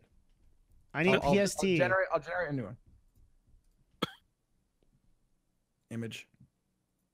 Copy. Randomly just spiked up to 100 viewers. That's lit. That's because Sev joined. That's what happened. Yeah. Oh shit. Wait, how do I get? Oh shit, gotta listen. So now that's in specific time. Oh, okay. Freedom time. Now he's speaking there you go. my language. Okay. I can it's the same. I think we can make it smaller too if you want. This It's not the same. It's literally not the same. All right, fine. It all says 12 a.m. Oh my god. You can't read between lines? No. You know what? Here, go to that one. All right. Hang on. There's more. So there's our time, 3 p.m. is the very right of that graph. Wait, what time is it right now? It's 5 o'clock right now. So this is about 2 hours delayed, it looks like. Wait, so so we're on a downward trend right now. wait, where do I exist on this graph? You don't exist. What do you mean? What? It's not about you. This is Twitch statistics in general. Oh, did I not mention that? No, I get all that. Of Twitch. All of Twitch together. The peak, as you can see, is early morning as far as when the highest number of viewers per broadcaster is on the platform. I'm that far. I don't understand the times. I never even got there. Do you see? The graph ends at 3 p.m. today. It literally says 3 p.m. today. 3 p.m. PST. Yes. This is all specific time now. Okay. The little dashed vertical line before that is 11 a.m. Where is this little guy on the top in the mountain where it says 30? What time is that? Wait a minute. Hold on. Why does Chrome? I just saw yours. Hold on. Chrome. I'm opening this in Chrome. Let me try this in Chrome. Wait, am I not stupid? And this is actually... What? It renders differently in Chrome and Firefox. Oh, yeah, so we're not dumb. We're not dumb. You're dumb, but it's just it's okay. What do you mean? What do I mean? Is there's vertical lines that don't show up for some reason. I'm using Microsoft what is Chrome Edge, doing? So we're less dumb than you expected. All right, cool. I don't know if this is going to open with something really spooky. Use Firefox. Okay. Here. Shit, I don't have Firefox. I'm using Microsoft Edge. Oh, wait. Here, I'm just gonna watch this. You can see that. Now no, it makes it look like it's even worse. That's the dashes. It's all one of those the vertical lines. So there's that right vertical line that says 3 p.m. under it. That's 3 p.m. specific time. Then to the left of that is the 11 a.m. and then it goes 11 a.m., 5 a.m., 11 a.m., 5 a.m., 11 a.m., 5 a.m. Those are all the lines across. Wait, can you just tell me the best times to stream on Twitch? We can just get past morning. There, morning. Morning. What time? 5 a.m. Oh, do it, dude. Wait, are you serious? I should say when the most number of viewers are on Twitch with the least number of broadcasters, which this is a chart of that, right? Yeah. That time happens, generally speaking. Today was a weird day. I don't know what happened in the morning, but if you look at yesterday, for example, that's pretty good. Generally happens between 5 a.m. our time and about 10 a.m. our time. Is sort of the peak there. Really? Yeah. That's the peak. Oh, but that's scary because that's when Carnage streams. And that guy's spooky. Why the hell is that scary? He's spooky. He has all the viewers. Why is he? You think he has the same? You think he has a viewer overlap with you? Hell yeah. He plays games and you talk. There's I a play difference. games. Lots You're of games. talking during game. I don't. I mean, he's fantastic at what he does, but he's very into the game. He's a gamer. You tend to not emphasize the game over. You tend to emphasize conceptual discussions. Yeah, there you go. They're there to watch him, like, you know. I don't think you're the same. I don't think you're the same. Really? You think that Co won't steal my viewers? I think that there's a good chance he's trying to steal your viewers. All right, here. Maybe this is an easier chart to. Oh no! All right, here we go. More charts. This is just peak viewers on Twitch. Period. This is just viewership. 100% over viewership. So it always peaks at noon. Twitch viewership always peaks at noon. So if you can ride the curve, always riding into the peak at noon. Noon our time is the peak. Which makes a lot of sense, right? It makes a lot of sense because it's when the East Coast is getting out of school / work. Yeah. It's when Europe is still online. So it's kind of like it's a lot of things on top of each other that cause that. Wait, this doesn't completely make a lot of sense to me. Okay, what doesn't make a lot of sense? All right, not the hang on, I gotta load my chat bot so I can do the contest thing. Okay. I don't need to actually. So the reason that they're different, right? The reason they have two different peaks is because so few people stream in the morning and far more people stream in the afternoon. It feels like there would be more viewers in something in the afternoon because the United States gets involved, right? It is the afternoon for the US. It's the afternoon for the East Coast. But Europe has a very, very strong presence. Europe has a stronger presence viewing than broadcasting. Oh, really? Huh. Yeah. So, like, if you compare it just to the numbers of the US, the ratio, there's far more viewers than broadcasters. That number is higher in the EU than it is in America. Wait, okay. If it's 7 a.m. to 12 p.m.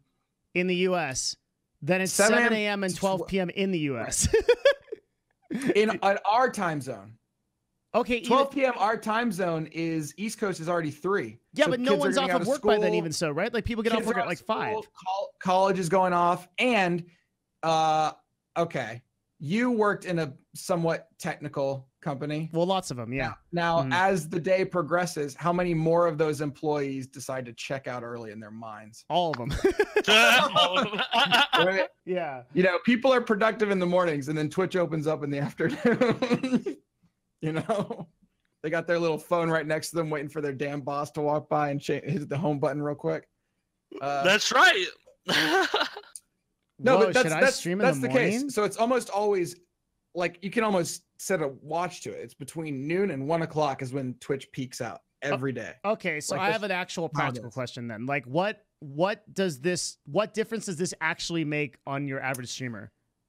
So the difference that it makes is if you are, so first of all, I never suggest anybody choose a time based on this, right? You should choose a time based on your community. All right, so there's step 1. Well, I don't even know how you do that, but yeah, okay.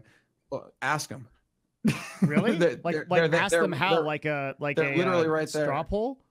Sure. Look, dude, you have your council. They're literally right here. They're all right there. You can just ask them. Straw poll that shit. But in lieu of that, if you want to start saying, okay, here's been my schedule. It's all, and you know, we've talked about how super consistent schedules are super important. So you say, okay, I'm starting at 2 o'clock specific time every day. Yeah. I really have to stop saying specific because I've done that in a business meeting recently on accident, and that's amazing. The Pacific time, right? So you say, okay, I'm starting at 2 p.m. Pacific. I'm going to do an experiment and start an hour earlier or an hour later. How do I make the choice to start an hour earlier or an hour later? So with this data, you should definitely start an hour earlier, right? It just screams start earlier. So I literally start my stream when Twitch declines the most. You are starting, well, when do you start your stream every day? At 2 p.m. PST every day. Okay. Yeah. So if you start your stream at 2 p.m. PST, you're beginning your broadcast when the viewership is going down and the number of broadcasters is going up. Fuck! I mean, that's not a bad thing though. If that's what works for your community, hey man, then I don't even know. You feel? So this turned into a giant meme about oh, it's just snowballed, dude. It's snowballed. Wait, no, this is really important though. Yeah, changes on the way. You don't, and I never recommend anybody adjust their stream schedule in any abrupt fashion at any time. If you have a set schedule and people expect you there, then the best thing you can do is start earlier, because then if they come an hour late, that's fine. They're still catching you. I'm adjusting my stream schedule abruptly. Yeah, and I don't recommend. Yeah, I mean. I'm on at 8 a.m. every day, boys. Let's go. That's when I go live. Yeah, it is actually. Is this why? No. I go live then just because it's kind of when it fits. It's I see. It's just coincidence. Yeah. However, what you notice is many broadcasts, if you look at the curve of a broadcast, if that broadcaster tends to start later in the day, they usually end up with some sort of bell curve kind of thing. It kind of goes up and then it has some sort of peak and then it goes down. And then, and this is just super general, but in the mornings, you'll find that it's kind of a constant steady rise until the end of the stream. Well, wait, a huge problem with this, Sev, is that I feel like a lot of the broadcasters that are in the morning time slot are like unbelievably good broadcasters. So there's not that many, but they're so good. I don't know that that's the case. Lyric, Co-Carnage. Lyric starts at noon. No. Lyric starts at 10 a.m. our time. 1 Eastern, even late. Oh, that's pretty late. Yeah. He starts, 1 Eastern is 12, 11, 10 our time. Okay. I mean, are you trying to, like, I don't understand how starting late helps that. They're still live. No, they're gone. Like, nobody's, like, right now, Lyric's gone. Co's gone. Yeah, but are you streaming the same content that they stream? Are you a magnet from their audiences? Well, I don't see why anyone would want to watch me that could watch Lyric. Well, see, that's ridiculous. Is it? And that's just where you're just wrong. So that's very easy because you're just wrong. Like it's that's a very weird thing to say. Like just assuming that everybody enjoys one type of broadcaster. That's just not how the world works. He's not lying. There's a bunch of people that would rather watch. I'm sure there are people out there that absolutely despise the content created by Lyric and Co and all those guys, right? Or me. Well, there's definitely people that despise me. Impossible. Yeah, no, I think that's a little ridiculous. I think what's important to see, though, I think a very important thing is even with those guys broadcasting, there are still so few people actually broadcasting that it's the highest ratio of viewers to broadcasters. And presumably it always would be, right? Because like streamers don't get up early. I mean, yeah, most broadcasters tend to broadcast after something, right? After they wake up, if they wake up at like 3 p.m, or in the evenings, nighttime, stuff like that. It's generally kind of when people tend to broadcast, it seems. And that's just not when most, that's just not when most viewers are viewing, because a lot of viewers view during the day when they're doing something else, right? It's background noise, this, that, and the other thing. There's so many reasons that people view during the day. Oh shit, what Cloud said was really smart. If the number of viewers per streamer is high, doesn't that just mean that big streamers have all the viewers? Doesn't that mean that the big streamers have all the viewers? It means that there can be larger streams that have some viewers. Yes, absolutely. It also means, though, that there's basically a streamer deficit, is how I see it, compared to later in the day. Right, because right now, later in the day, like right now, you're at the peak. Right now, you're competing with everyone, thousands more channels than you were competing with just a few hours ago. But my question is the total viewership currently adjusted for that? So, for example, let's take your example and say, okay, there's one streamer on from 8 a.m. to 12 a.m. that to 12 p.m. that has 50,000 viewers, right? Sure. And then there's 10 streamers on at 12 p.m. that go to 8 p.m. that have 25,000 viewers, right? Like, you see the difference, or 100,000 viewers. Like, the thing that Cloud brings up is no, the total viewer number is less, right? You know that. You're literally looking at it where the total I don't know what this viewer shit number, means. That's why I'm asking you. So you're looking at it how the total viewer number right now is less than so it was not only an hour are ago, there 2 hours ago, 5 hours ago. So not only are there fewer streamers online, but there's also more viewers trying to watch. That's the morning case. The afternoon case is the opposite of that, where there are less viewers and more streamers. Less total viewers, more total streamers. Proportionally. Whoa. Basically the streamer curve follows the viewer curve by a few hours, if that makes any sense. Ninja Asmongold is soda popping her live with all with insane numbers. I don't think this time is better, even when looking at big streamers. Oh, you're right. Oh yeah, you're right. Because even if all my stuff is correct, then there's still always going to be a big broadcaster. What's that? There's always going to be a big broadcaster no matter what the time is. That's just the nature of the beast. Yeah. I don't want the Ninja viewers. You don't want 13-year-olds? Dude, they're gonna give you all their money, man. They're all like based on skill-based in games, which is like literally which is like literally the furthest away. I'm so bad. Like, if I play Fortnite, I'll never get a kill. You don't want like 10-year-olds eating Play-Doh? Just like that's the community that I see when I look at Fortnite. I love Ninja though. I think Ninja's fucking amazing. I just think probably I agree with that, but I think the people that play Fortnite like are generally speaking Play-Doh lickers, you know. They're what? they eat Play-Doh. Oh, okay. Those kind of people, you know. Okay. I'm just saying. That makes sense. All right. Oh my god. I personally play it. Yeah. So the real question is, what are League of Legends players? Demented. Yeah. Oh wow. I agree. That makes sense. I think they would all agree with that. League of Legends players are like they're actually the worst. Yeah. Yeah. Damn. We had this discussion because I didn't understand why the League community had such, you know, toxic the most toxic community in the world. And I figured it out for me why I would be toxic, and that's just because it's fun. And I think Devin was, you know, instrumental in telling me, no, people actually do care. And I'm like, really? No. People aren't there to troll. They are genuinely upset. Yeah, it's just weird to me. It's because, dude, the more frustrating the game, the more toxic people get, I swear. I mean, if it's somebody like our boy Skara, sure. Okay, he's allowed to get pissed.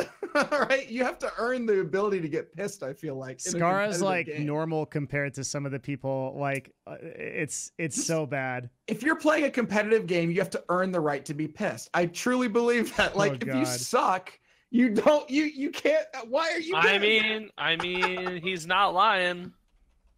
Oh my god. Pretty accurate. Until you've gone to the World Championships, you have no right to be mad at this game. Exactly. Yeah, stir up that drama. Most of the pro players never rage. They're pretty chill about it. Well, yeah, dude, they go from playing the best players in the world to go into solo queue. They're just like, okay. No, it's not that. Right. Solo queue is so much more frustrating for a pro player than it is for a normal person because you really know all the moves to make. Okay, all right, let me explain this. Holy crap. There's nobody more qualified to explain this than me. Let's go. Okay. Here we go. Let's hear it. Dude, okay. The League of Legends is actually a different game in 5v5 than it is like in solo queue. Oh, yeah, totally. Yeah, totally. It literally is. Like if the LCS is a different game than solo queue is. And when pro players go into solo queue, oh man, dude, it's like, okay, have you ever had sleep paralysis? Oh my god, yeah. No. Okay, sleep paralysis is when you're perfectly just bear with me here, Sev. Okay. All right. You're perfectly conscious. You're aware of your entire objective existence, but you can't move. You can't move anything in your body. You can't move. Your brain has paralyzed you, and you're unable to affect the outside world that you can observe at all. This is what it's like to play League of Legends as a pro player in solo queue. That's so accurate. Oh my god, dude, that's actually a really good way to describe it. And to some extent, to play League of Legends in general. Someone should clip that because that's pretty accurate. I want to post that Someone somewhere. clip that. Yeah, someone clip that. It's actually so true. Oh my god, dude. Holy shit. No, because I've heard pro players talk about it. They couldn't really describe it really well, but you just hit it like the hammer on the nail, bro. I've worked with a lot of pro players. Yeah, that's how it is. Oh my god. I guess what it came down to for me is trying to understand why would somebody do something that makes them so unhappy constantly? Masochists. We're all a bunch of masochists, bro. That's what League players are. Like, That's what we are. Why not play something that you're good at? Play some Tetris or something. You know, it's just like why? What is it about losing that's so exciting and Because enjoyable? all the cool kids are doing it, man. Is it just peer pressure? There's no way. It might. I mean, would it really surprise you? Yeah. Yeah. And like, it's like one of those things. Have you ever like picked up a game, like a platformer, and you fail on it like a million times, but you can't stop playing it because you want to beat it? Yeah, so that thing, whatever you're describing, does not exist in my mind or body. Oh, well, shit. Well, I can't explain it to you then. No, Sev's a Minecraft streamer. Oh, Yeah. Okay. Screw that. Okay. I don't do. Minecraft's easy, and I don't have to think. Minecraft's easy. That's the great part of it. There's like no thought involved. You just go around, kill some spiders, bro. Build some shit.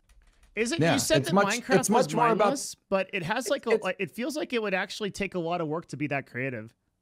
I mean, yeah, being creative's a thing, but I never like if I wasn't broadcasting it, would I play Minecraft? No. Like I probably really? wouldn't.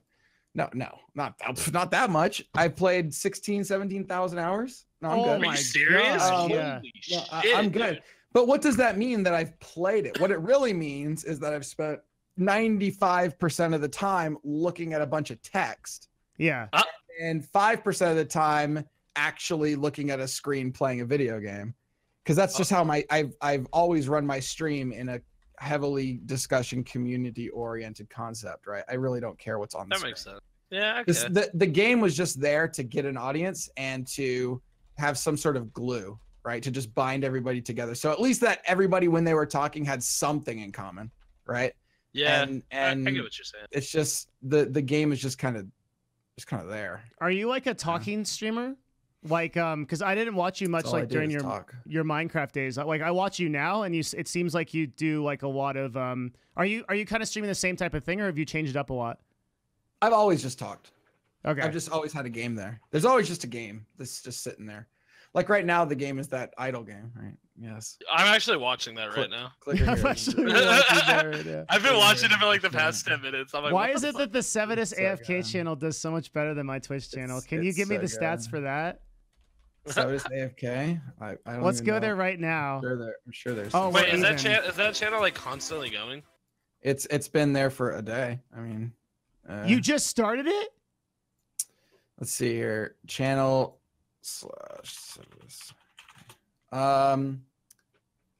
Already has Yeah. 7,000 followers. Are you I serious, mean- dude?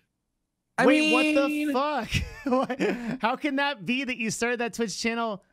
What did it peak at? It Because peaked he's at hosting peaked it on at- his main channel with 400,000 followers. Peaked at 350. I mean, it's just one of these things where like I was playing this game today and I just have essentially I wanted a channel that could exist that I would do things on that wouldn't destroy the statistics of my main channel Oh. for advertising. And so I I was like, all right, I'll just have Sevadus AFK that whenever I'm playing an idle game or a game that just goes on forever, I'll just have it up for the whole time that I'm not live. So are you playing that right now? I mean, it's on another computer. It's sitting over there. And occasionally okay. I have a mouse and occasionally I click on something. I mean, it's Alright. just kind of there. I got you. That's All right, that makes- insane. So It works. real quick, back to the discussion of PayPal, like I've been working on that this entire time. oh, you have. Do you want Oh, your money? okay. Is that what you're saying? Yeah. Yeah. Okay. He's got to eat. All Yeah, right, I mean, that's yeah. there's your money.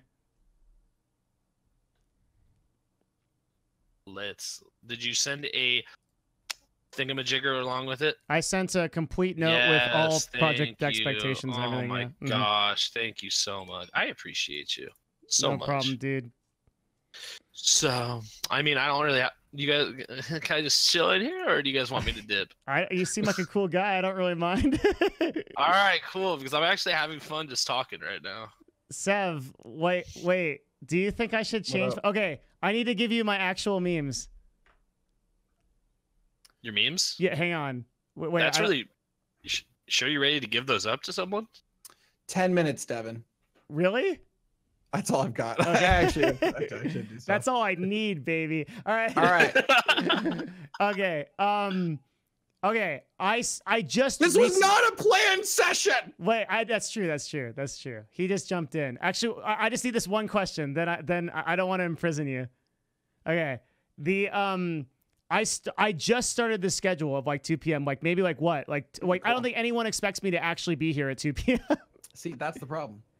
yeah, but that means I can change it. Okay. Should I? I mean, do you want to? I don't know. I would like. Straw pull it. I would like to be. Okay, you're right. Let me create a straw poll. The thing is, just the actual schedule itself doesn't matter. Why not?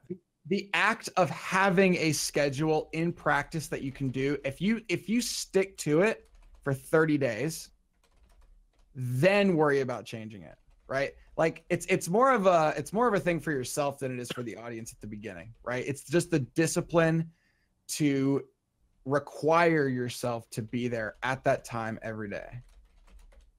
You know? That's really hard. And then you adjust, right? And then you say, okay, we're going to do a little test for the next week. I'm going to start an hour early and see how it goes. But the problem with that is that if I like start at 8 p.m. PST, right? It's going to take me a really long time to get to the morning, like doing that hour thing. Well, you're not going to start at 8 p.m. PST. No, I'm not. It doesn't. Even if you people say I matter. should. So the third option is useless, but it's just there to make you feel better. Yeah. Destiny. Well, I mean, I do agree with what you're doing right now.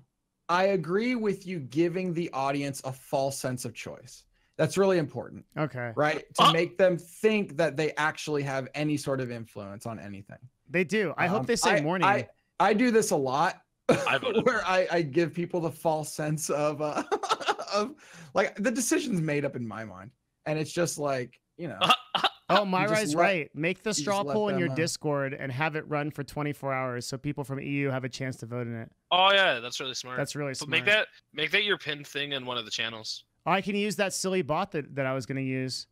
Hey, there you go. Yeah, another really big thing on this would be a lot of my overlap is with Destiny, right? Because Steven, first of all, Steven and our community is like really similar. And then we also stream the same type of content. So Destiny never streams in the morning. That's one of the huge reasons why I might want to do this. That'd be a good idea. Yeah. I mean, lol, you should stream right now though, lol. You know why, lol? Wait, what? Hey, for the next few weeks, I mean, there is no competition, right? Oh, no, he's on YouTube. Oh, okay. Yeah. Well, there still is no competition, right? Wait, what happened? He got banned. Wait, what did he get banned for? He got banned for making a off-color comment towards Cuban people. What? Yeah. Even though he is Cuban, yeah. Mm. Okay. That's all. Yep. I think Elon Musk is banned from Twitch. Twitch right now because I mean that was pretty off color, right? So yeah, I think so. I think that would have been a suspension for sure. I think he's gone. Yeah. Yeah. So that's actually a really compelling reason. I think what I'll do is I'll create a new straw poll and we'll put it in the Discord chat and I'll spam it like every 4 hours. And and just don't put anything unrealistic on there like you did. Wait, what was unreal? Oh, you think I should only do stuff I'm actually gonna do? I'll never do 8 p.m. Of course. Yeah, of course you will. Okay. Mm-hmm. That's ridiculous. The pre-dead. Well, Wow. because I think one of the reasons why this is really interesting, one of the reasons why I think a lot of people from this chat, you guys from the old school remember that I used to stream at 10 p.m. every day. Remember that? Like Andy will remember, and who else is here? Mihawk will remember. Myra will remember. So I used to start a League of Legends stream at 10 p.m. every single day. And what did you do during the day?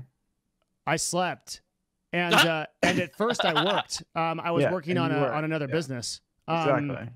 Yeah, and so, but mostly just probably JO'd.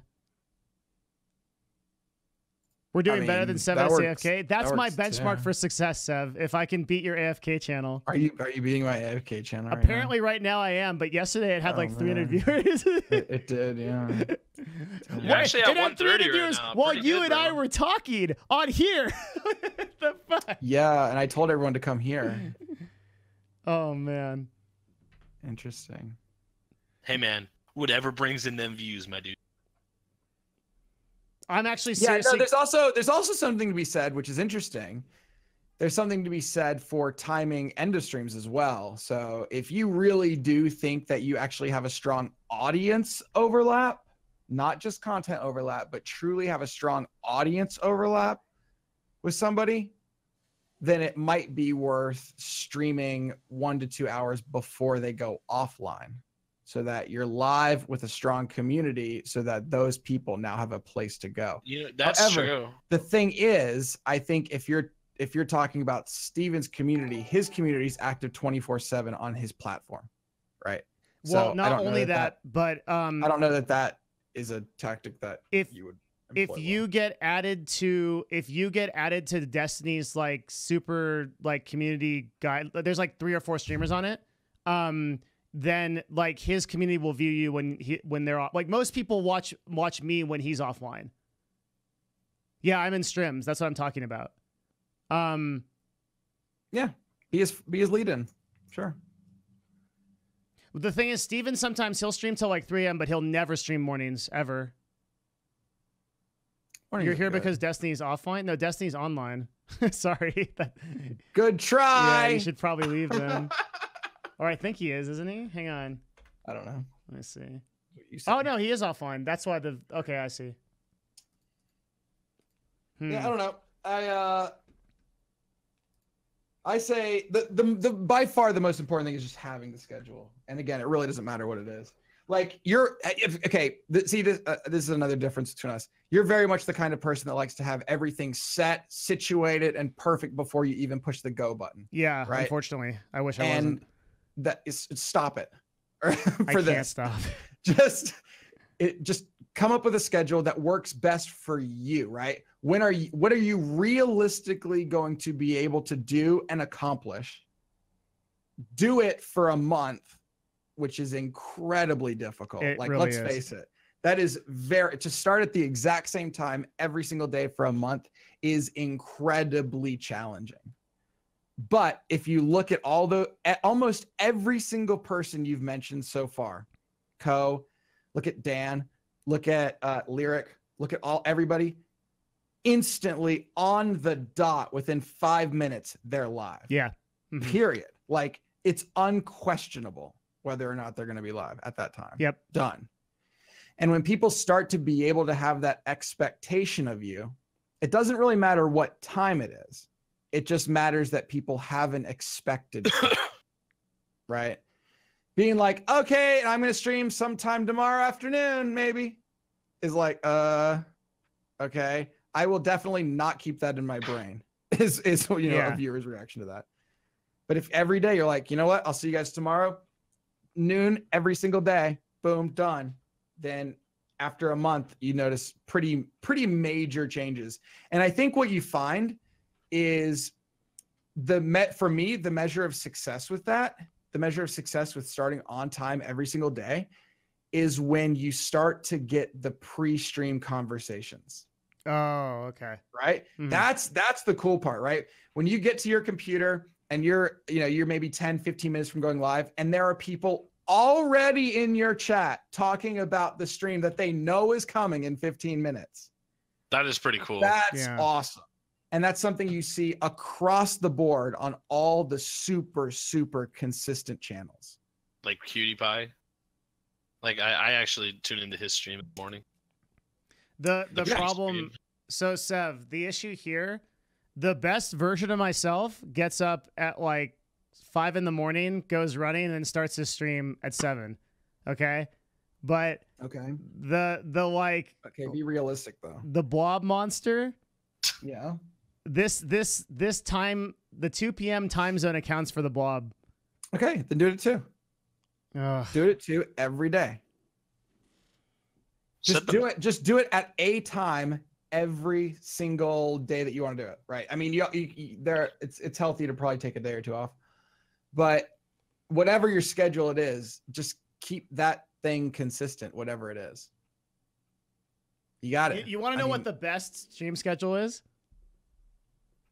What? It's Moon's 100%.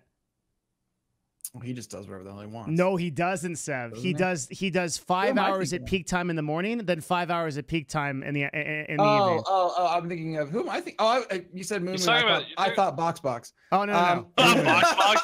Yeah, Box does whatever the hell he wants.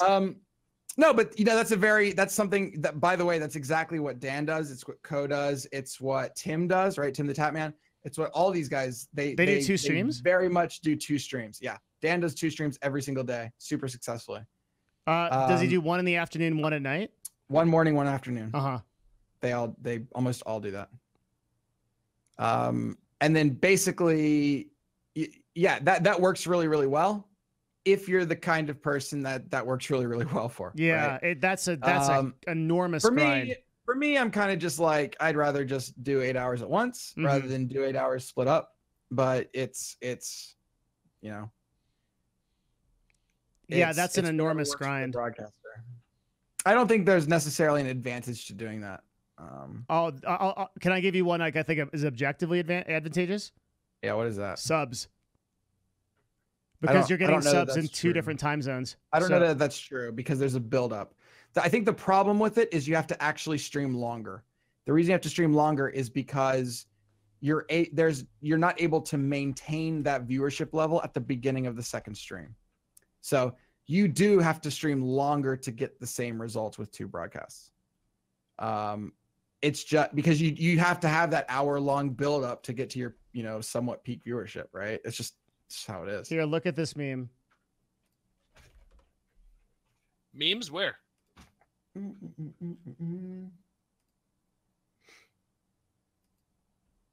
you have leprosy? Wait, what? What? I didn't get that either. I put that in chat.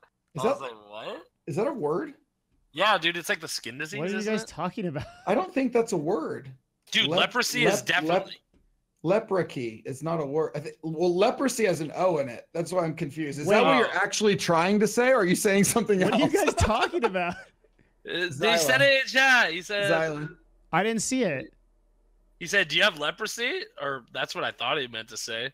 I misspelled. Okay, so you are talking about being a leper. Oh. Got it. Yeah, dude, that's like the skin disease, right? Hansen's disease. Ooh. Well, Myra, good news. You might think about changing it. Do you see that? Oh, actually, wait. Why don't I just pull this up on stream? Holy crap. So the fact that Moon is number 8 on that list is extremely compelling to me for two time slot streams. Why? Because my feeling on it is that he's getting people that would sub to him in the morning and they're used to seeing a stream then he's getting a very different audience in the evening. And it's a totally separate opportunity to get people to sub to you. Okay. Now, above Moon, how many of those people do 2 times a day? Only one. None of them. Who? One does. Tim does. Oh, Tim. Oh, okay. Yeah, Tim's on there. I didn't see him there. That's it. Yeah, so the rest of them just do I don't 8-hour know that streams you every can day. make that. I don't think you can pull that out of that. Yeah, maybe not. I mean, if you look at the top on this list, which is interesting. I wonder how they get this. Yeah, the top 20 there are 3 that do it. Right. So I don't know that that's a thing. Yeah, you're saying that I can't necessarily correlate it? Who the hell is this guy? Who? Montana Black. How does he have... Click it. I have no idea what he does. I'm actually going to look at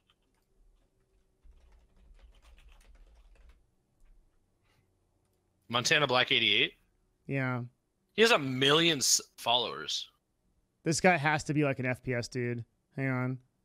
Wait, it looks like he might play FIFA. Really? Yeah, FIFA's a big deal. I think Montana Black's German, isn't he? I'm not. Oh wait, he plays Fortnite. And he Bingo. smokes cigarettes on stream. Bingo, bango. Isn't he German? Yeah, he is German. I'm gonna look it up. Okay, I'm not gonna look then.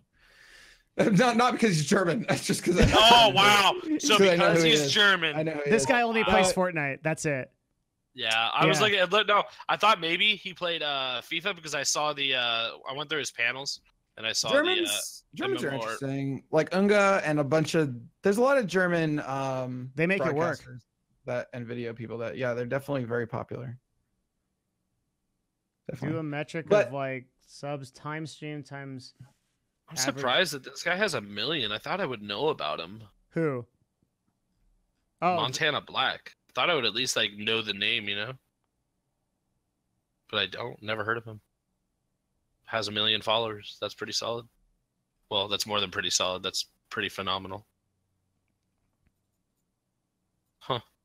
Maybe subs right. You can't necessarily correlate. No, he's right. It's just a matter. It's just how your community is split up, bro. Yeah. I guess it's what works for you, and he's right. You should just, I don't know. Your stream schedule right now doesn't seem too bad. I don't think it's bad. I think it's if it's something that you can realistically do, I don't think it's bad. It's objectively bad though, statistically. Damn, QtPie's that low on there? It's not. Yeah. No. What's objectively bad is doing something you can't stick to and accomplish. That's what's objectively bad. That's the worst part of anything. You could start streaming at 2 a.m. and it would be far better if you were consistent than not consistently streaming at 2 p.m. Like that's just how it is. Because like viewers will plan around that sometimes. You think consistency like, hey, is that important? Yeah. Consistency is the most important aspect of streaming on Twitch, period. Man, it's just like you posted, dude, like you made a video about this, man. I probably did. You literally said yourself that is one of the most important things, like consistent streaming. It is the most important thing by far. Yeah. Because like I said, like for me, don't be a shitty entertainer, but you don't have to worry about that. Oh yeah, that's also part of it. But... There's the few people I watch, dude. Like, I like to know when they're gonna go live, so like I finish up my work so that I can watch or just listen to those streams. Yeah, that's totally true. Like I'll do the same thing with people that I want to watch. I know when they're coming on. Ah, fuck, Seb's right, and I even said this, but I can't follow my yes, advice. You did say it. You said it. Are you listening to your YouTube video right now? Yeah, the one that's on YouTube. Yeah, dude. Yeah, I literally watched that video today. I'm like, bro, you literally were saying this. Like, when did you upload that? 2 days ago. Okay, all right. You just have to do a thing where you make an agreement with your viewers to hold yourself responsible for doing it, right? It's like the great thing about doing anything on Twitch and changing anything about your channel on Twitch is you never do it alone. Yeah. Right? You always have people with you doing it. Like you probably, what do you have? 600,000 people right now watching. See, like that's a lot of people. Something like that. Yeah. And like all of those people can help you get to that point. Right. And for me, what works is giving me shit when I don't show up on time. Right. There you go. But whatever works for you, you figure that out with your community and you just do anything you have to be there exactly when you say you're going to be there. Wait, Seb, do you still stream on time every day? I stream at 8:00 a.m. every day. Every day? Every day. Except for Thursdays. You don't even have Except for to. Thursdays. Of course I don't have to, but that's not the point. No, but he I made mean, a like, habit of it. He made a habit of it, and now sorry, he does it not every like day. have to, but like should you? Because you're doing so much other work with Nerd Fusion. Should I? No, of course I shouldn't. So you obviously I shouldn't. so What I do is I start every day on time. Period. yeah. I don't necessarily end every day on time. That's the second part. You okay. should end every day. You should end every day after a specific time, right? You should say the end of my stream will always be at, and then if you go over, fine. Yeah. Like a minimal time for you to stream. Yeah. And I mean, there are definitely examples when I have to take days off and whatnot. My community at this point has kind of gotten to that understanding where they realize, okay, yeah, this is his hobby now. This isn't what his job is, right? Yeah. But with that, you also see a very sharp decline in my viewership, right? So when I was super consistent, where I was literally every day, I started streaming at 3 a.m. every day Hawaiian time, which was 6 a.m. Pacific time. Yeah. I streamed every day Hawaiian time, 3 a.m. to 11 a.m. period. Like I did not miss a streaming day for 2 years, I want to say. Holy crap. That's impressive. Not only that, I wrote a program that started my stream at that time, period. Oh my God. Whether I was there or not, the stream was starting. So that's how I did it, right? I did it by being like, the stream's starting. Like, I have to be there, because if I'm not there, I will get shit. Right? Literally, the stream's going to go live. I mean, that's pretty good motivation if you ask me. So yeah, I was highly motivated to be there. I think there was 1 or 2 nights where I, for some reason, slept through. And the absolute shit I got for that was insane, right? Because I groomed my audience to be there at that time, right? We have an emote in the chat about me being late, right? Sev late is an emote specifically targeted at me being late. It's Wait, is it really? It's like shit talking yourself when you're making an emote like that, right? So you got to find the ways, and for me, it works well to have people giving me shit, but it's not obviously the solution for everybody. I certainly wouldn't think that it's the solution for everybody. Oh my God, you gotta just come up. You got to just come up with there it is. Winter squirrel. You know, you there it is. But yeah, I mean, for me, obviously, because I do sometimes now take days off, and you know, work happens and shit like that. It's definitely caused a massive reduction in engagement and viewership and stuff like that. And I'm okay with that, because I realize that it is just my hobby and it's not something that, and whatever. But I mean, for a hobby, you're still very consistent. Well, here, I am consistent, but if you go from peak viewership to current viewership, it's about a 6x loss. Think about that. Yeah. When I was ultra consistent, it's 6x what I was doing, what I'm doing right now, at least. Damn. The only thing that changed is consistency. Right. And so that's something to, something to consider. Mihawk said when you're streaming League, it was consistency that got you to where you were. Yeah, probably, honestly, because I was streaming 10 p.m. every day, and I don't think I ever missed a day, right? Like, I was always there on that time. I don't even know how I did that. I don't think I could do that now. I've been consistent for 2 days. Have your fiance kick you in the ass. Literally. Wait, so if you get her on board with it. If I streamed consistently, I'd have 600 viewers right now. I'm not saying that. You'd have more than what you have right now, though. I'm saying give it a month. You have to, it's something you have to work on, right? It's not something that consistency it's the hardest thing, and it's also the biggest thing in streaming.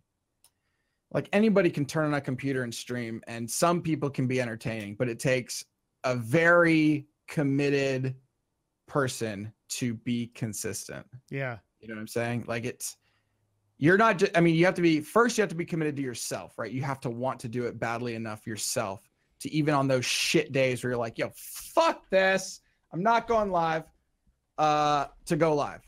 Yeah. And there are some people out there that would say, why would you go live during that? Because your audience expects it, and that's your job, right? Like, that's what you do for your audience. And yeah, I think, I cannot think of a situation that I've ever come across a streamer who the number one most important thing is not consistency. Like, it just is.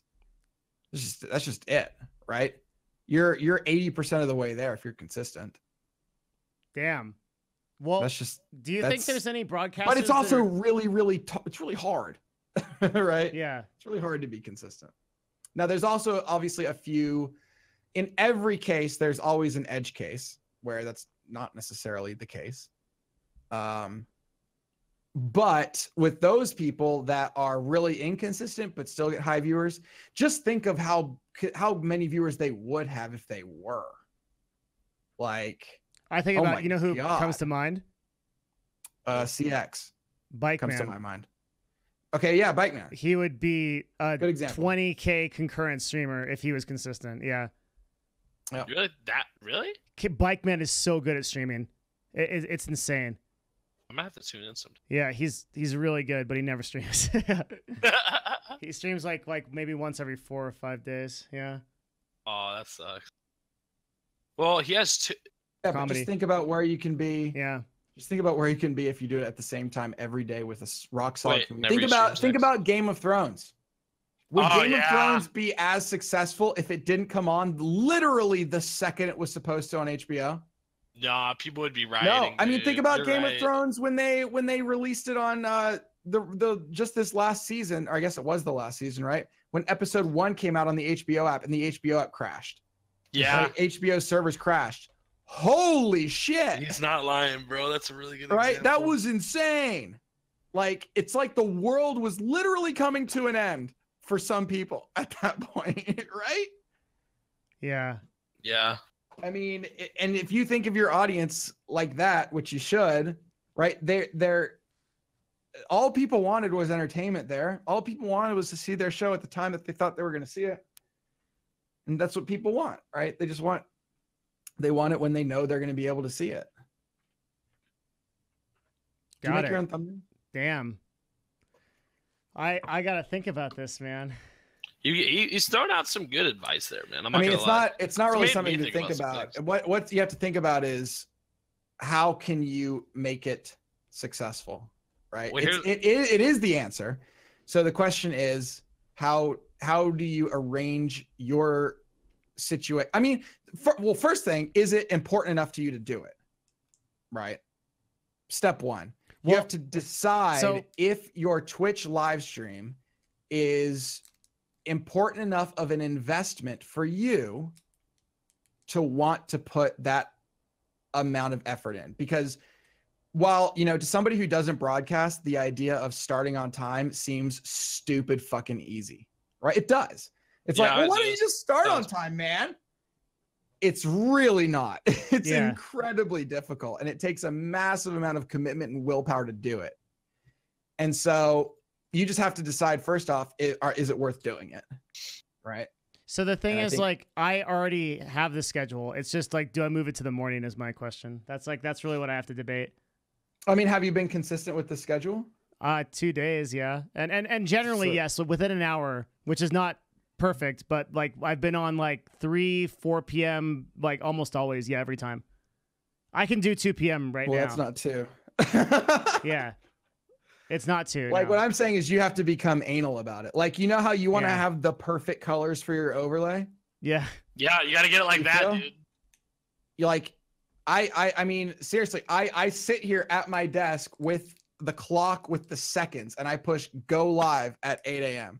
That's intense. 8:00:00. I actually do it at 7:59:55 because that way, by the time it spins up and gets out, it's literally 8 a.m. Right? All right, so here's a question. Or 7:59:55. If you can do the whole consistency thing, every day, let's say you have your stream schedule set for every day at 9 a.m. How do you grow from there after you get the consistency down? You said you're 80% there, but what's the other 20%? I mean, most of the other 20% is just do you belong being a broadcaster or not, right? Yeah. I don't know that that's something that, I mean, that's one of these things that that's a tough conversation to have with certain people, right? Mm-hmm. Where it's like, you're just not funny or you're stale. This isn't you, right? Or people don't, it sucks to say people don't want to watch you. Right. I mean, that's right. That's a really shitty thing to say to somebody. Yeah, luckily, Devin's not in that situation, but it could, you can imagine there are a very large number of people that are in that situation. Where, I could be in that situation. Most people on Twitch are that situation. Yeah, they are. Yeah, it takes a special kind of person to make this a full-time job. I mean, number of people over 5 viewers on Twitch, it's less than 1,000. I'll tell you that. Really? Oh yeah. Damn. Most people, like the vast majority of broadcasters on Twitch have 0 or 1 viewer. Damn. Which which is, yeah, I mean, that's just how it is. It's and it's shocking to me to people that people don't have one viewer. It's like, open up your fucking cell phone. Like yeah, that's what I do. Like you are allowed, I give you permission if you bought one view, okay? like you're allowed, if you're not smart enough to figure that out, to figure out how to get yourself literally 20 or 30,000 ranks higher in the directory, then okay. You're not smart enough to be doing this. then there's something probably wrong here.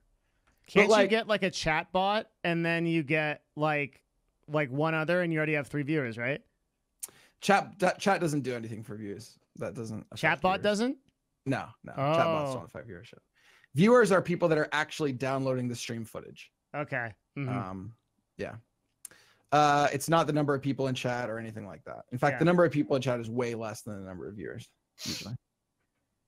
Yeah, definitely. Yeah, just not. I mean, just everyone should have a viewer. Like, that's just ridiculous. Yeah, but you're not lying. Point is, like, if you have 150 viewers, there's clearly something there, right? Yeah, because there's 150 people there that are taking the time out of their day to watch you when they could be watching somebody else. Yeah, that's true. So from then on, it's just a person by person thing. Honestly, it's you get everybody needs to be consistent, and everyone needs to have something about them that is uniquely entertaining. Boom. Okay, and then at that point, it's just or a skill set. It's small little things here or there. Yeah, you know. Huh. Yeah, no, like, I don't know. I've always considered streaming, but I also highly don't consider it because I understand the whole wanting to be consistent. There's some days I wake up, I'm like, yeah, I'm not doing anything today. Well, I mean, there's also the concept of everything that I've said is if you want streaming to be a big part of your life. Yeah. Right. I'm not, if you're just wanting to casually broadcast and it's to 0 people, fuck it, do it. You know, you do you, have fun. Right. You know what I'm saying? Like, but if your goal is to make streaming your career, or it's a part of your career or whatever that is, and you want to be a bigger part of your life than just, you know, something you sit down and occasionally do sometimes, then yeah, it takes a massive amount of work and effort for sure. Yeah, totally. No, I'm more in the production sides of things with be it editing, graphic design. My friends are starting a YouTube channel. I don't know how successful that's going to be, but I'm doing all the camera work, all the fun stuff, all the busy work at the behind the scenes. Dude, it's so hard to imagine starting a brand in 2018. I don't know if I could do it. Like I'm restarting a brand in 2018 after being in CLG for 2 years, and that is like, I don't know, but like starting from scratch, holy dude. What brand are you restarting? This whole thing. I've been streaming since 2012. Yeah. I did full-time streaming for like 3 years. So shit. Yeah, like I was like. But you also like have the connections to like start building too. Like imagine like starting literally from 0. No, that's what I'm talking about. I'm saying like if you had to start, without money, like because I would 100% like pay for like Facebook. I'm thinking about doing this, by the way, is running a Facebook ads test for streaming. Done. Wait, you've done it? Of course are you kidding? What happened? Of course I do it. I do it. You do it now? He does do it. Yeah. So wait, so let me make sure we're talking about the same thing. You're driving viewers to Twitch TV /Sevadus from Facebook ads. I wouldn't say /Sevadus, but yeah. /Sevadus. Or it's not to me. That specific page is what he's saying. Is it working? Yes. Oh. How efficiently though? If you do it correctly. Coggers. Wait. Oh, I need to talk to you about this. This is stuff. Can we have like a jam session about this sometime? Yeah. Okay. Yeah, I'm really interested in that. I should say it does not work well for. I'll say that it works well for event-based things. Oh, it not does for driving. Necessarily work well for awareness. Okay. Yeah.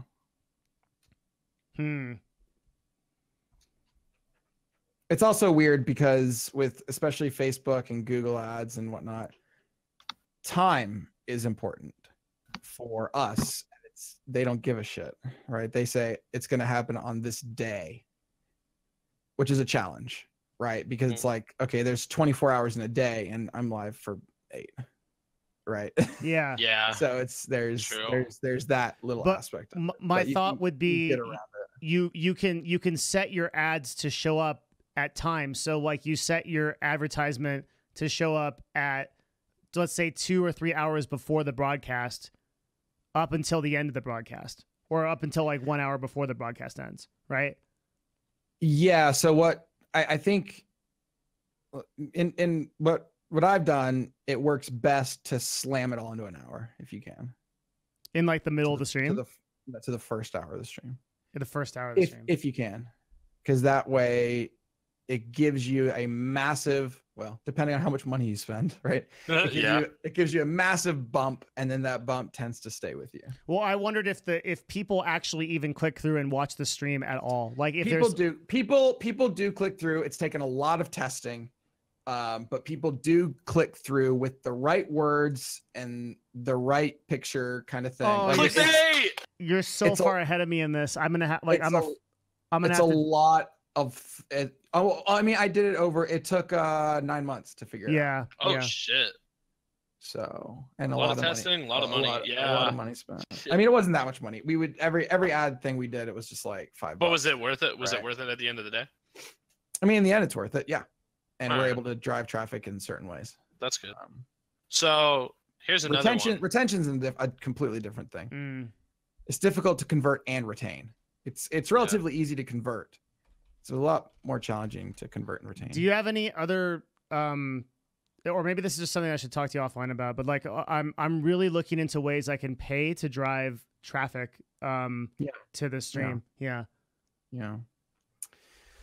I mean, there are ways. Okay. Like real traffic. We're talking legit traffic, people.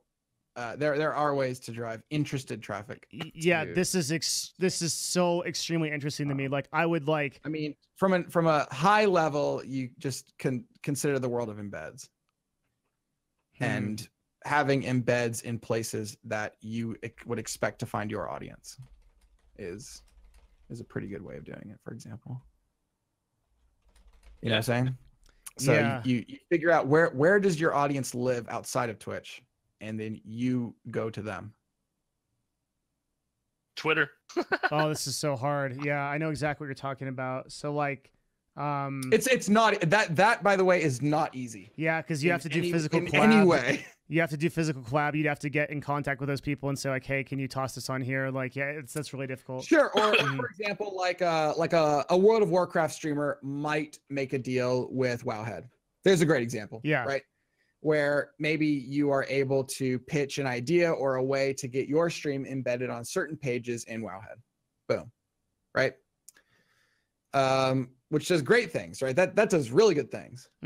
Or maybe if you're a Minecraft streamer, you're able to get your broadcast embedded on the Minecraft wiki. Right. Yeah. Or, maybe one day you're playing oh God, here we go. Techniques and strategies. Oh geez, we're not going to give too much away, but maybe one day you have a connection with the developer, right? And they give you a key for a game, and you're able to play it on the day that it comes out and launches, and you're like, oh my God, this is so awesome, thanks. Is there any way I can get embedded in the wiki that your fans are making about this game for the launch day, so I can like host a really cool launch party for you? Yeah. Boom. Right. So that's kind of, you feel me? Like that's kind of, especially with indies, right? That's really easy to do with indie guys. Because they're always looking or whatever, or just have them be like, hey, can we deepen this partnership or whatever? And when you make your post on Reddit saying that your game is now available, you can also put my link there so people can just come and check out the game before they decide to buy it. Right. And then if you're on a schedule, you can that also benefits, right? Because you can always tell them when you'll be there. It's exactly when you'll be live. Yeah. So, Mylixia, I'm gonna let you go, man. Cool, man. We should definitely call in the next day or two. Okay. To discuss more stuff in dev. Well, some more stuff that we can talk off stream about. Yeah, for sure. Or on stream. I don't care either way. Okay. Either way, it was nice talking to you. It was nice talking to you, Seb. It was nice being in the stream. Well, I've never had to say that before. And you guys have a good night. And I will contact you tomorrow or the next day. Yeah, you too, man. Looking forward to it. It was a really good conversation. Thank you. All right, for sure, man. Have a good night. Bye. All right. Toodles. Why am I still here? Yeah, you should. I know you have to go too. I'm really interested in having this. I'm gonna message you some stuff later. Yeah. Yeah. You think so? I mean, you don't have to answer, but yeah. What is the when do these guys close? I wonder. What guys? They're closing right now. Hold on, let me make a phone call. Okay. BRB. All right, what are we doing, chat? How you doing? Clap.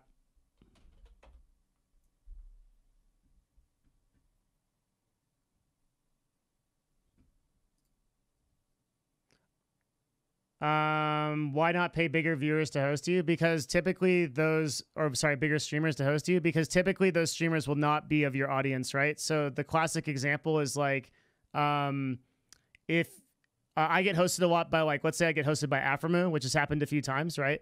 And I'll get an influx of like 5,000 viewers, but very, very few followers, right? Because they're looking for a completely different thing from that person.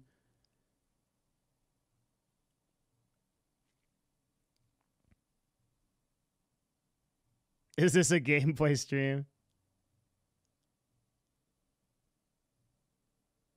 I think paying for hosts is against the rules. Oh, yeah, I think so too, maybe. Yeah.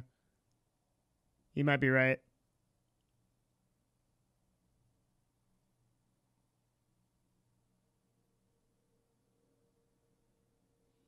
Oh, yeah, I need to talk to Sev about that. I'll talk to him about that when he gets back. We haven't played games in 2 days. This stream, we're 4 hours in and we haven't played a game. Hello. Hey, my chat reminds me. Yeah. What do they remind you? Do you feel like we should do something more official, or do you think we should just like show up every couple of weeks and talk? What does that mean? I don't know. What do you mean? What do you mean by official? Like a show or like a thing? Like, I don't know. Like I think we could like do a show or like a thing. When you and I get together, we do some great stuff, man. Yeah, I think a show or a thing would be good, as long as it has a clearly defined subject, even if it's a per session thing. You know what I'm saying? Kind of. Like, I don't think that our normal discussions would necessarily fit in a format that is, quote, more official. As in, if we just talk about, unless it's something called literally random bullshit, then I don't know. Wait, that would be an amazing podcast name. Literally random bullshit. Literally random bullshit's amazing. Yeah. Works for me. But unless it's called that, then it needs, like, each episode needs to be about something. Okay. Or at least have some discussion that is a core pillar supporting the thing. Because that's what you want for SEO purposes and things like that, right? You want there to be a justified reason for someone to listen to the thing. Like, they can read a tiny sentence and know what they're gonna hear about. Yeah, and it kind of grabs you. Yeah. Yeah. I'm just having a topic or two of discussion, and then you talk about bullshit. Fine. a topic or two is good. I think. I feel like. Yeah. I feel like. Yeah, like that. I think that would be a really good thing, but also like we can just talk like on here. I don't know, like whatever you want to do. I'm always like I always like want to like default to you because I feel like you are the like more busy person and provided all the value and shit. So, well, A, that's not true, and B, I don't mind what it is as long as I don't have to do it. Wait, what? Right? You feel me? Oh yeah, I do all the work for sure. I set everything up. Somebody everything. else. It doesn't have to be you, but somebody has to do it. Right? Yep. Someone has to edit, upload, etc. Yeah. And that somebody's just not me. Totally get it. Yeah. So yeah, I don't mind. And I think it's I I like to think that we provide some sort of value. I think we do. Yeah. The community at large. I say that from my high horse. Chat. And it can totally be one of these things that's, you know, recorded live, posted later, sort of dealios. I think it's cool. But yeah, I think at that point it comes down to consistent schedule. Okay. Would you be willing to do that at least? And yeah. I live my life on consistent schedules. So. Okay, cool.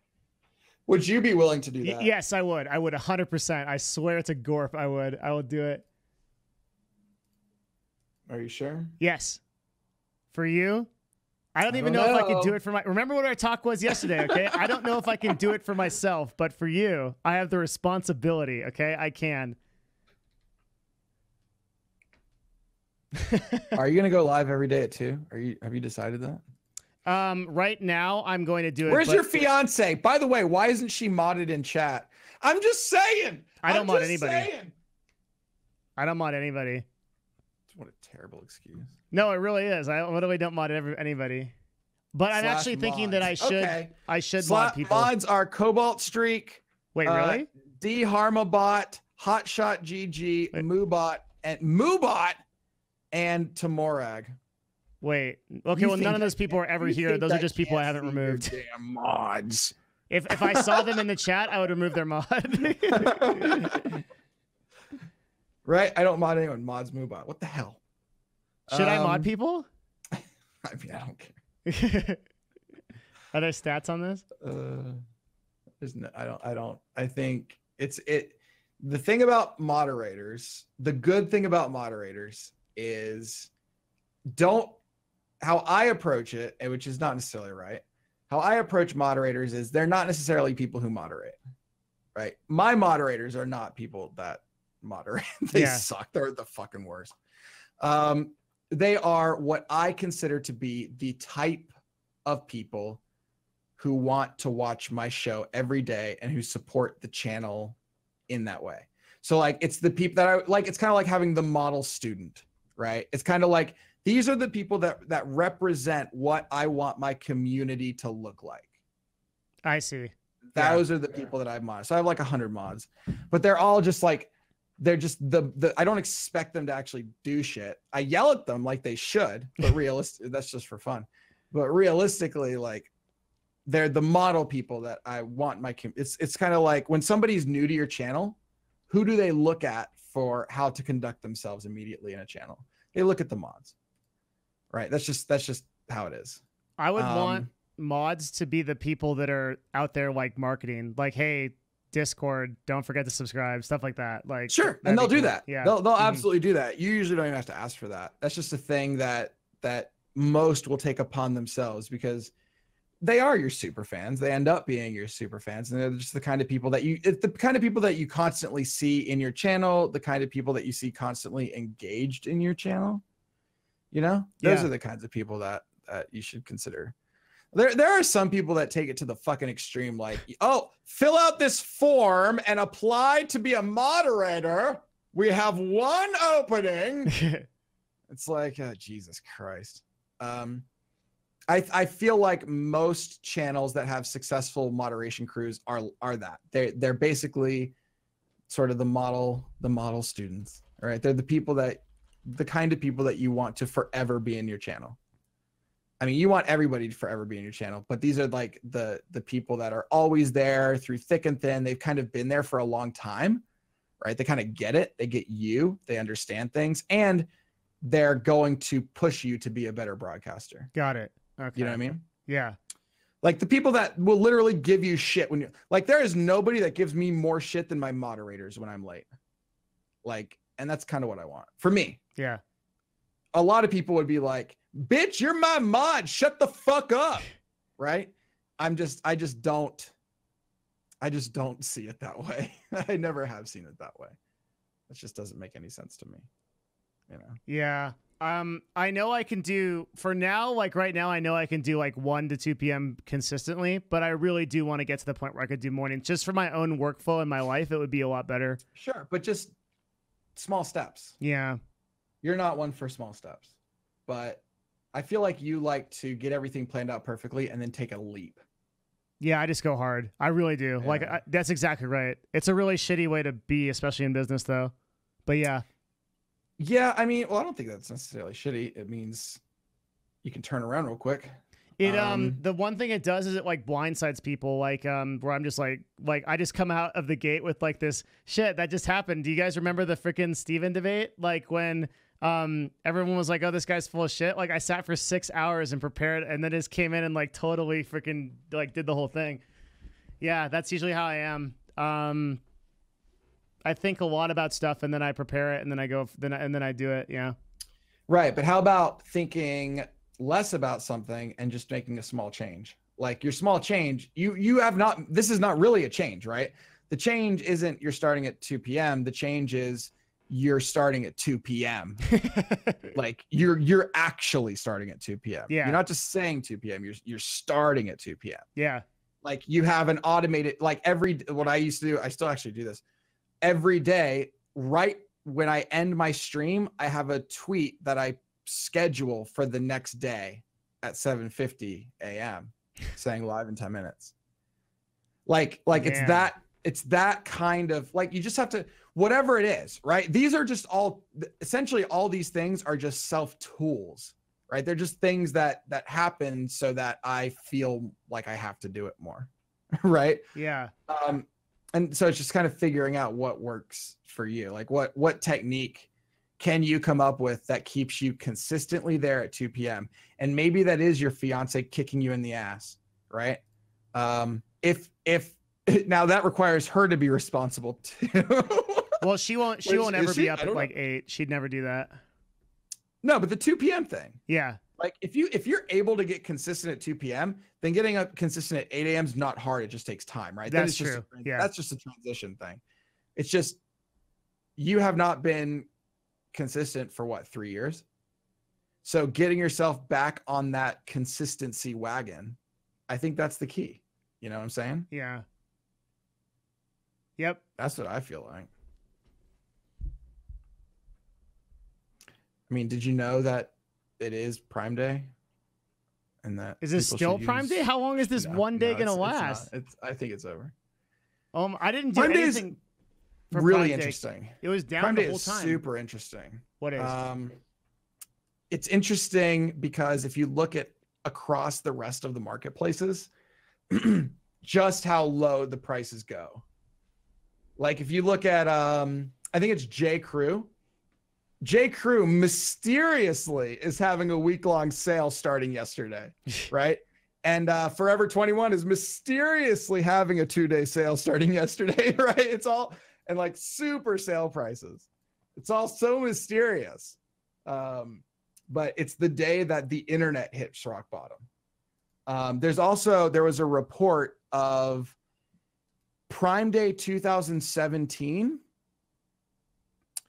Total worldwide productivity loss was $12 billion. Oh my God. $12 billion in productivity because people just sit at their computers and look at the Prime sales rather than working. I haven't found anything on here that I actually want. Like, do you have that problem where it's like, I already have all the cool electronics I want? Yeah. I mean, I guess I have that problem in that stuff? when I want something, I just get it. I don't necessarily care about waiting for it to be on sale or anything like that, because I do sort of a shallow but deep analysis of like, do I need this? Like realistically, is this something I need, or is this something I want and I'm never going to touch? And if it's something I need, then I don't mind paying for it. Like realistically, I should not have to wait for something to be on sale if it's something I actually want. And I think it helps me just essentially not have a shitload of stuff and clutter and, just like, okay, great. I have this thing and I used it twice. Oh, great. Wonderful. Have you ever heard of a book called The Japanese Art of Tidying Up? No. Okay. It's a really good You love book. to read. You like to read? No, you love to read. Yeah, I do. I like to listen. Okay. The Japanese Art of Tidying Up, but I can TLDR this book so you don't need to read it, though it's really good. Look how the reviews on Amazon are. It's 13,000 76 customer reviews. Anyway, Oh my God. this is a Japanese woman whose like full-time deal is to do this, like to get rid of stuff. So what she does is she recommends, like, you take a product in your hand, okay, and you hold it in your hands and you close your eyes and you visualize and you try to imagine if this product like really feels to you like it's something that you truly need in your life. And if it isn't, you discard it. And like by doing this process, you'll get rid of like 60 to 70% of your stuff. And supposedly it brings you like a lot of happiness. Yeah, I don't have much stuff. Yeah, I just don't have that much stuff. Like before, especially when I was living alone. Yeah. I think I slept on an air mattress for 2 years. I then got like a Casper mattress and just put it on the floor. Like I didn't have a couch for like a year and a half or 2 years. Like I never use a fucking couch. And the answer was always no. Like, why would I have a couch? I'm just at work all the time. I don't have a couch, but I have a chair. That's all I need. You know, and I have a bed that I can lay on and watch TV. If I want to watch TV, I can, you know, it just doesn't make any sense. Do you have a really expensive chair at work? Of course I do. Yeah. Which absolutely. one? I have a Herman Miller Embody. Right. I have a $1,500 chair. I've been trying to think about what chair I should get for an Aeon. An Eon? Eon. Yeah, I need to ask the like, astrophysicist. Okay, and you're now the second friend that I have that has an M-body. They're good. They're really good. However, especially if you're moving to Seattle, wait. Why? Because there's a really good dealer here that can get it for like $800. Oh, really? Yeah. So like I found the way to buy expensive furniture is to buy it through a dealer because they're able to get deep discounts and then they pass some of those on to you. How do you find like a dealer? You just search for dealers. Up here, the dealer is called MBI. So the problem is, in my immediate area, there is nobody that has these chairs. Literally Really? nobody. Are you sure? Yes, I am. Like mine was a special, and all Herman Millers, generally speaking, are special orders. Like it takes a month to get, but there's no way there's none in Reno. No, I refuse to believe that there's no company in Reno that can't facilitate getting you a Herman Miller swear chair. to Gorp, dude. Like, dude, why would you go on Craigslist? I'm just looking right now. This guy says Herman Miller M-body chair is new. Is this a meme? Oh my God. I've never bought anything on Craigslist. That's a lie. I bought a couple things. Is there a naked guy in this chair and I can't see him? I mean, probably. The thing about the Herman Miller chair is when I picked it up, they said, okay, 12 years. You have 12 years from today that you can get any part of it replaced for any reason. And for me, if you actually go through the math, I would go through an office chair maybe one every 2 years. Yeah.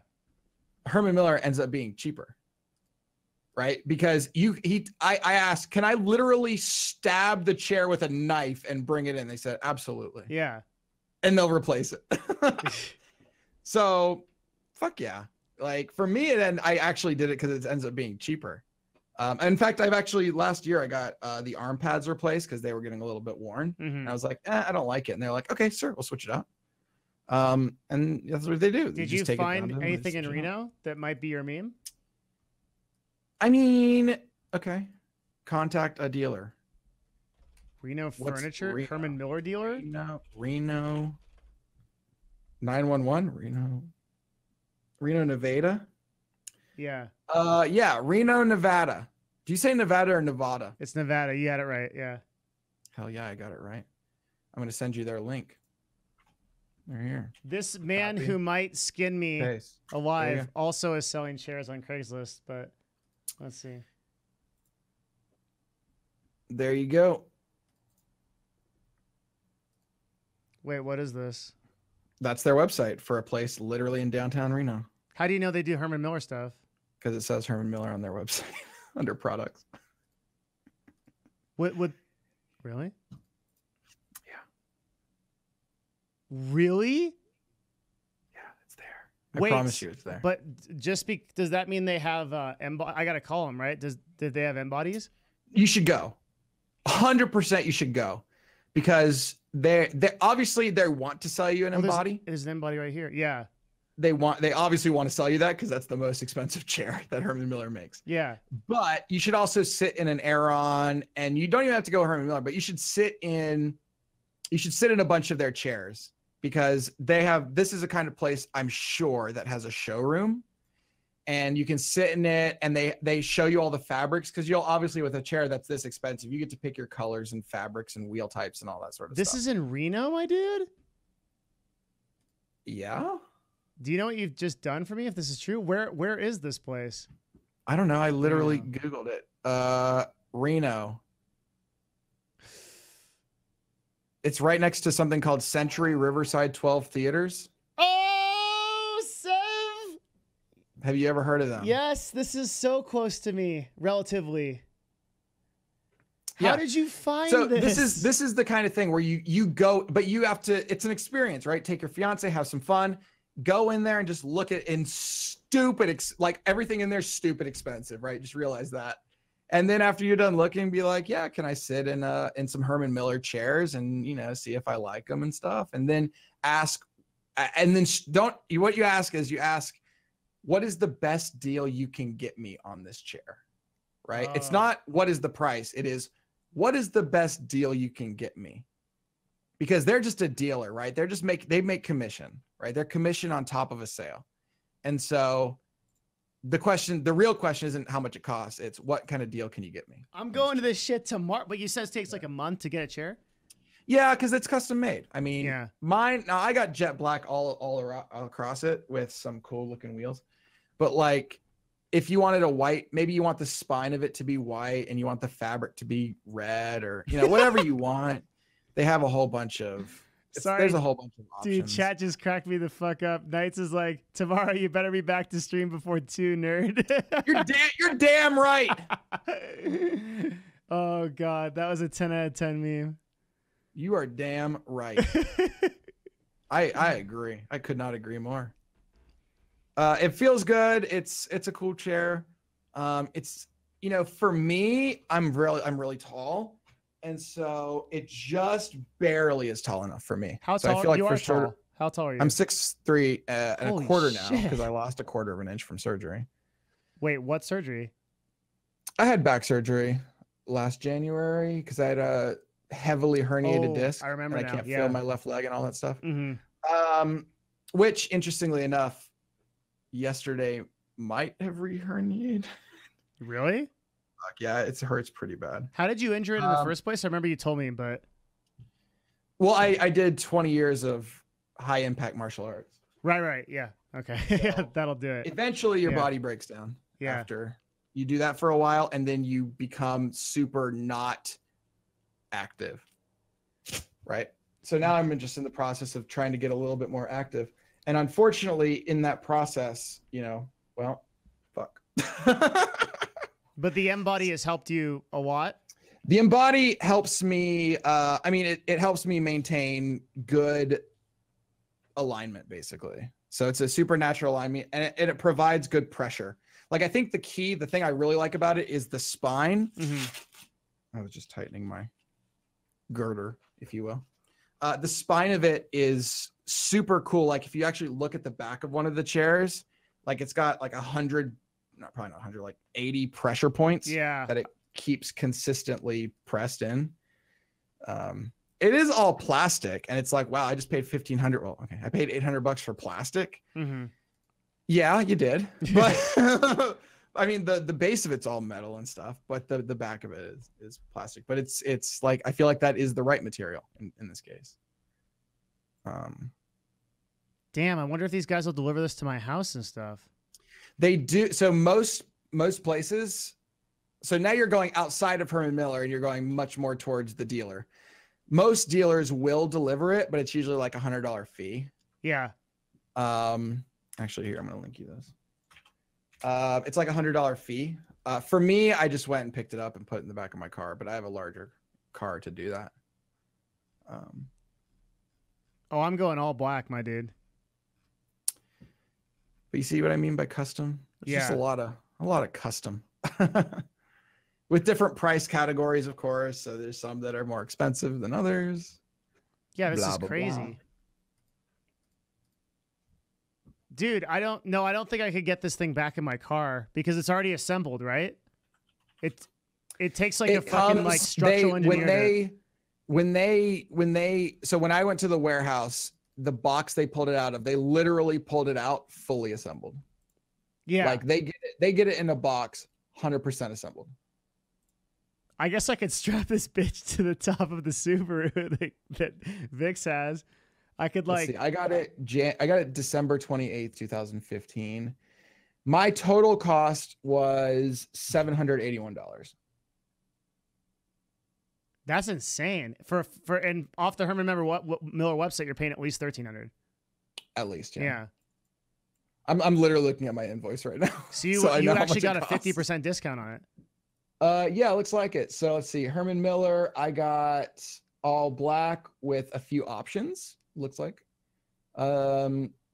Certain type of caster. I got the option for adjustable lumbar support.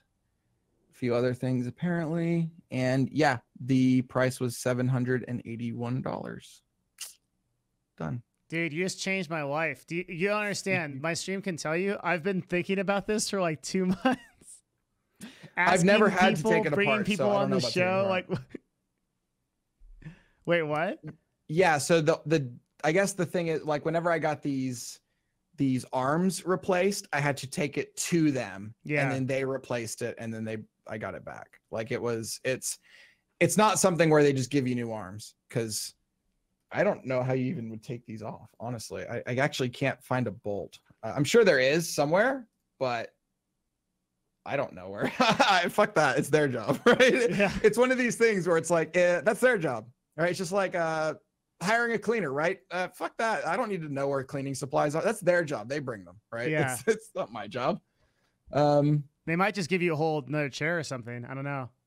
It could be. I don't know that I was able to confirm whether or not this was my chair. They might, but it does say there is it's 12 years warranty. So I have 12 years from December 28th, 2015. Dude, that's crazy. This is like something that I really want to do now, but I have to stream on my time.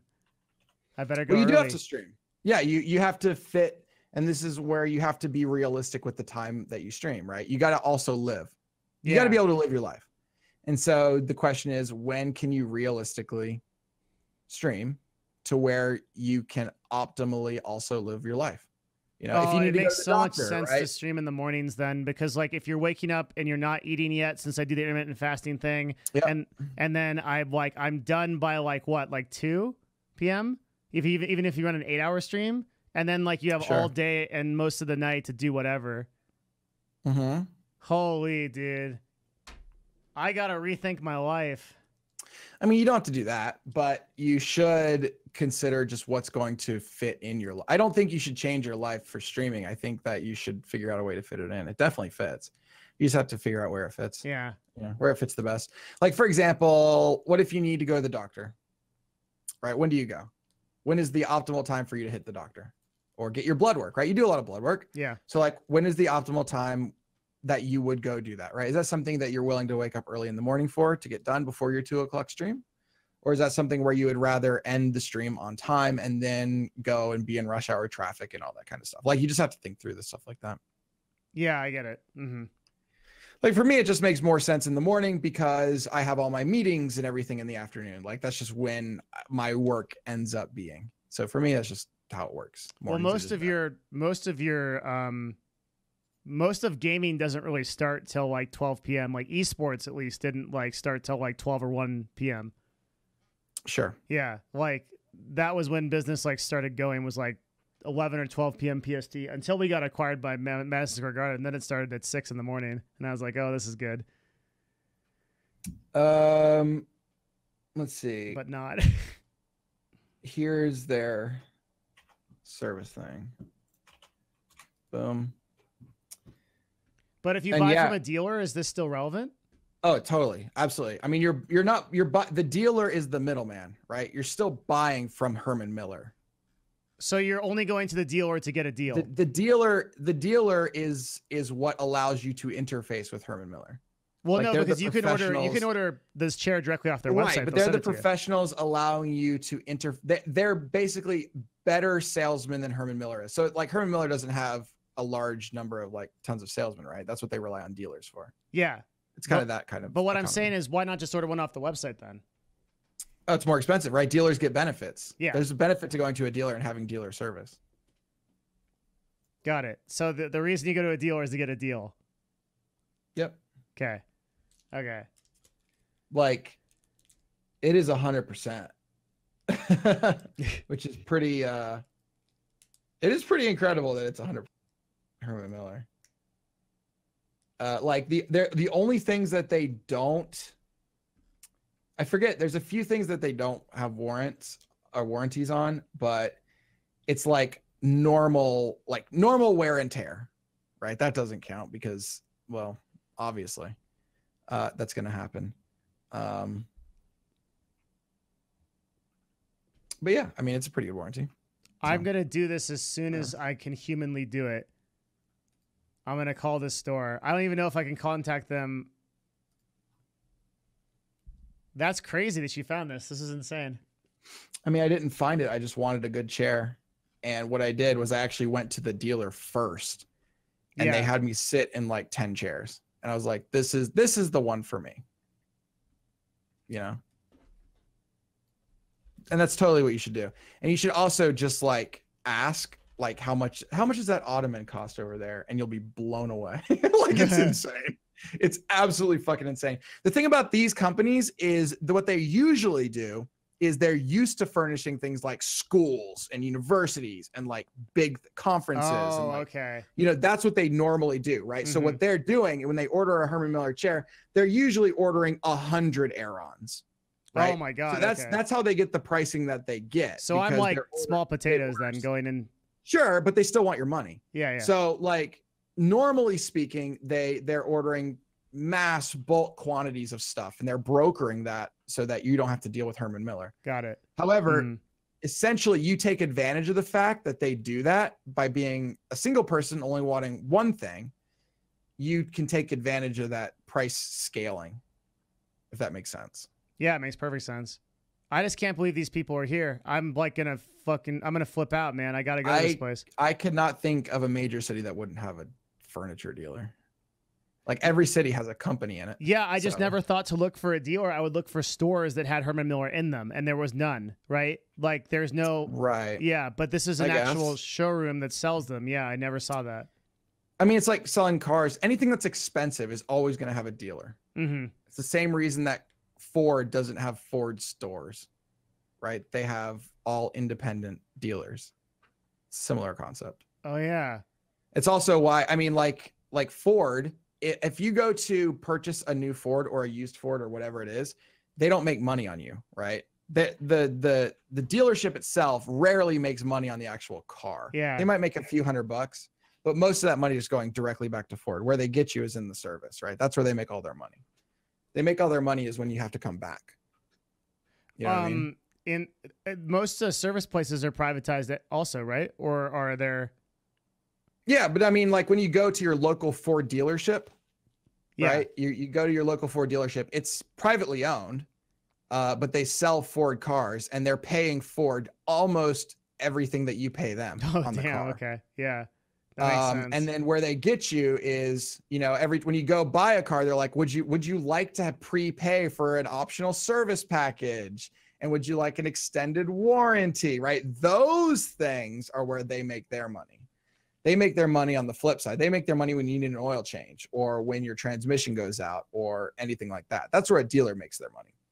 Okay. See, I usually just pay a grease monkey down the street to fix stuff, but I drive a 1998. Sure. So. I mean, that works too. Yeah. But the dealer, like automotive dealers make, it's like 90 to 95% of their money from service and parts. That's probably not true for furniture though. The dealer makes the money. Well, dealer on that and in that case, they make money on commissions. So it's kind of like they're still buying it from Herman Miller. And I think with I think Herman Miller works this way. It could work the way like a car where it's just an upcharge. But I think Herman Miller essentially gives these companies a commission for selling the Herman Miller chair. If that makes sense. Yeah, it does. Sorry. This dude's trying so hard to type thonk. Damn, dude, I can't tell you this difference. Like, this is crazy. I'm actually going to do this. This is so insane. I can't believe this place is in Reno. You've literally solved a problem for me that I've had for months. And I mean, you should just see if they give you a good deal. If not, then just wait till you move to Seattle, which you're totally doing, right? So just wait. Would take it's going to be a long time before I go to Seattle, though. Yeah, just wait like a year and then buy it in a year. I can't. MBI. I can't wait that long. This chair I'm sitting in right now is so trash cat tier. It's so bad. Is it? Yes. It's like a $200 like Staples chair. Yeah. And I mean, just think of how many of those you'd go through. Right? It feels like I'm sitting on like a guy with a baseball bat, somehow swinging it full velocity while I'm sitting on him into my lower back. Good. Yeah. So, but if you were to get a new one of those in 2 years, you'll have the same issue. And in 2 years, you'll have the same issue. I had this issue the first day I bought this chair. Yeah. Okay. Cool. So yeah, maybe Herman Miller's the way to go. Yeah. I think for most people, just like most things, right? High quality things with great warranties. In the end, if you're able to put the money up front, it saves you money. Yeah. In the end. You know? And a lot of people talk about, Herman Miller chairs are only for rich people. No, it's only for people. It's for people. In the end, you save money, right? That's just what it comes down to. You save money and you're incredibly comfortable for 12 years. Yeah, and you get what you pay for. Yeah, exactly. Because I mean, they just fix it. They just replace it. And for me, with the lower back pain and surgery and everything else that's going on, I don't care how much it costs, to be honest. It's that important. Yeah, if it solves your problem. I feel like that's the case. So anything you spend a huge amount of time doing, like it should be the top thing. Like, do you also do that for your bed? Do you have like a Tempur-Pedic, etc.? I have a Sattva, I think it's called. We just got because he wanted a new bed. But the thing is, I only sleep like 4 hours a night, and I always that's right, you do. Sleep. I always get good sleep, but he doesn't. So like, it's important just for sanity's sake, you know? So that was important. But yeah, no, it's important to have a nice bed and to have, or not even a nice bed, just a bed that you feel comfortable in, right? That you can wake up fully refreshed and not have any aches and that kind of thing. Yeah. It's super important. And for some people, that's really cheap stuff. You know, I like my sister could sit in a wooden rocking chair all day long and be fine, right? It's just kind of what's comfortable and what's going to make you feel the best. Because when you feel the best, you're most productive. Do you think you have that gene where you can sleep less, or are you forcing it?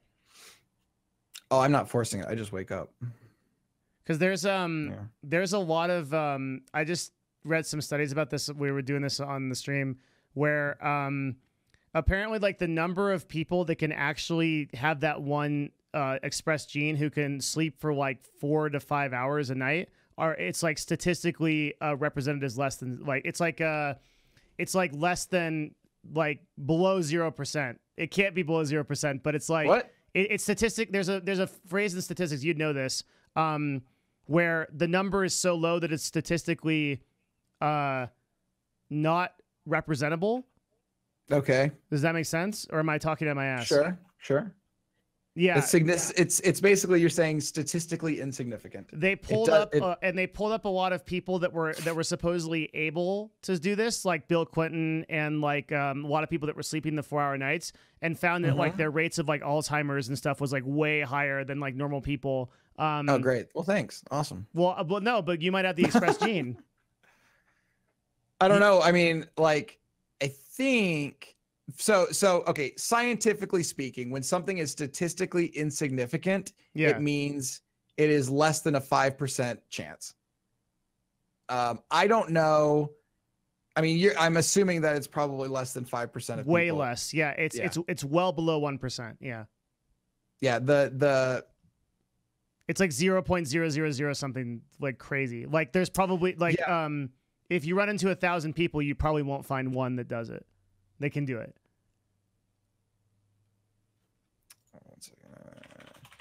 Yeah, I think I used to always sleep like 6 hours or so before college, and then when I got into college, I just started sleeping 4 hours. I don't know that it was ever a conscious decision, I guess. I just did it, and then it made me be able to do more things, and so I did more things. And your energetic level is not is consistent? Well, I mean, I woke up 14 hours ago, and you're listening to me now. Yeah, that's incredible. I go to bed at around midnight and wake up at 4:30. I wake up at 4:30 every day, and I get into bed at midnight. And I'm very good at just like, I'm asleep, gone.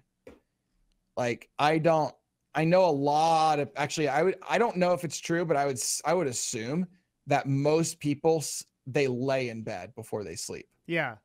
Like the act of going to sleep is a process. And for me, the act of going to sleep is getting in bed, making sure the air conditioner is on, and closing my eyes, and it's over. I'm gone. Dude, that is amazing. It says it's less than 1% of people that can sleep less than 6 hours. It's less than 1% of those people. Wait, what? Wait, you're saying that the people that sleep 4 hours is less than 1% of the people that can sleep 6? Yeah. Holy shit. Yeah. It's literally a genetic mutation. The amount I would like, oh my God, dude, I have to get like at least 7 to 8 hours. Oh, you don't feel groggy? If I sleep less? If you sleep that much? If I sleep like 9 to 10, I do. But if I sleep 7 to 8, I feel like really good. If I sleep 6, I'm a little bit tired, like I need a nap in the middle of the day. And anything below that, I'm a functional, very stupid person. Sleep should be one of the topics. On for us? There's a good topic for us. Yeah. To record. That's one I want to do also. Episode sleep. Yeah, I want to look at a lot of the science behind that too. So I've told you about my What We Know show. Yeah, where is that even? It's coming. Okay, I'm working on it, buddy. Oh wait, you haven't posted anything about it? No, the first episode is intermittent fasting, and we did the first research stream on it. And what is the concept of this show? So the concept of the show, and you can tell me if it sucks, but the concept of the show is, it really pisses me off that there's all these like hype blogs and all these news articles that are like, did you know that if you eat lima beans, then like you have a 50% less rate of like, also like, okay, so like we have a ton of bro science that is not based in any kind of scientific exploration or research, right? Especially about topics like nutrition, fasting, sleeping, but there's all kinds of things. So mostly dedicated to like personal health. What I want to do is I want to front load, do that research, dig into the actual topics myself so that I can produce like a 20 to 30 minute podcast summary of the topic of like what we actually know about that topic and what we don't. How long? Maybe 20. I haven't decided on the length, but like I'm thinking like 20, 30 minutes. Okay. So like the idea being like, that's like the name, like What We Know is like. And you want it to be audio. Yeah. Interesting. Like, what do we actually know about this subject? So the first one we're doing is intermittent fasting, and like what's this kind of this is just you talking. I think so, yeah. Yeah, interesting. Does interesting mean bad? No, interesting. You think you're going to be able to convey everything audio only? I haven't considered doing video. I could easily do a video component. Oh, I would think the video would be the hardest part. Yeah, me too. I think so too. I'm thinking Wendover type video. Sorry, what? Like a Wendover type video. What's that? Do you know who that is? No. Wendover. Just Google Wendover Productions.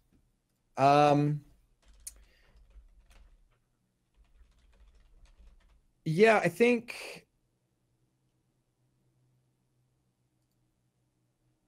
It's a lot of effort in those videos, basically. Around the world. Okay, you're looking at him, but that's an advertisement for Squarespace. Rip, He has a dude. much more popular YouTube channel. He gets millions of views. If you just go to Google. Oh, actually, he did a really interesting one. Was it his latest one? No. Airports. 2 times ago there was like one about Formula One, which is very interesting. But yeah, he basically takes relatively complicated topics that are like a lot of like logistics topics and things like that. Like how do airlines make money, right? How do airlines best fill an airplane? These kinds of concepts.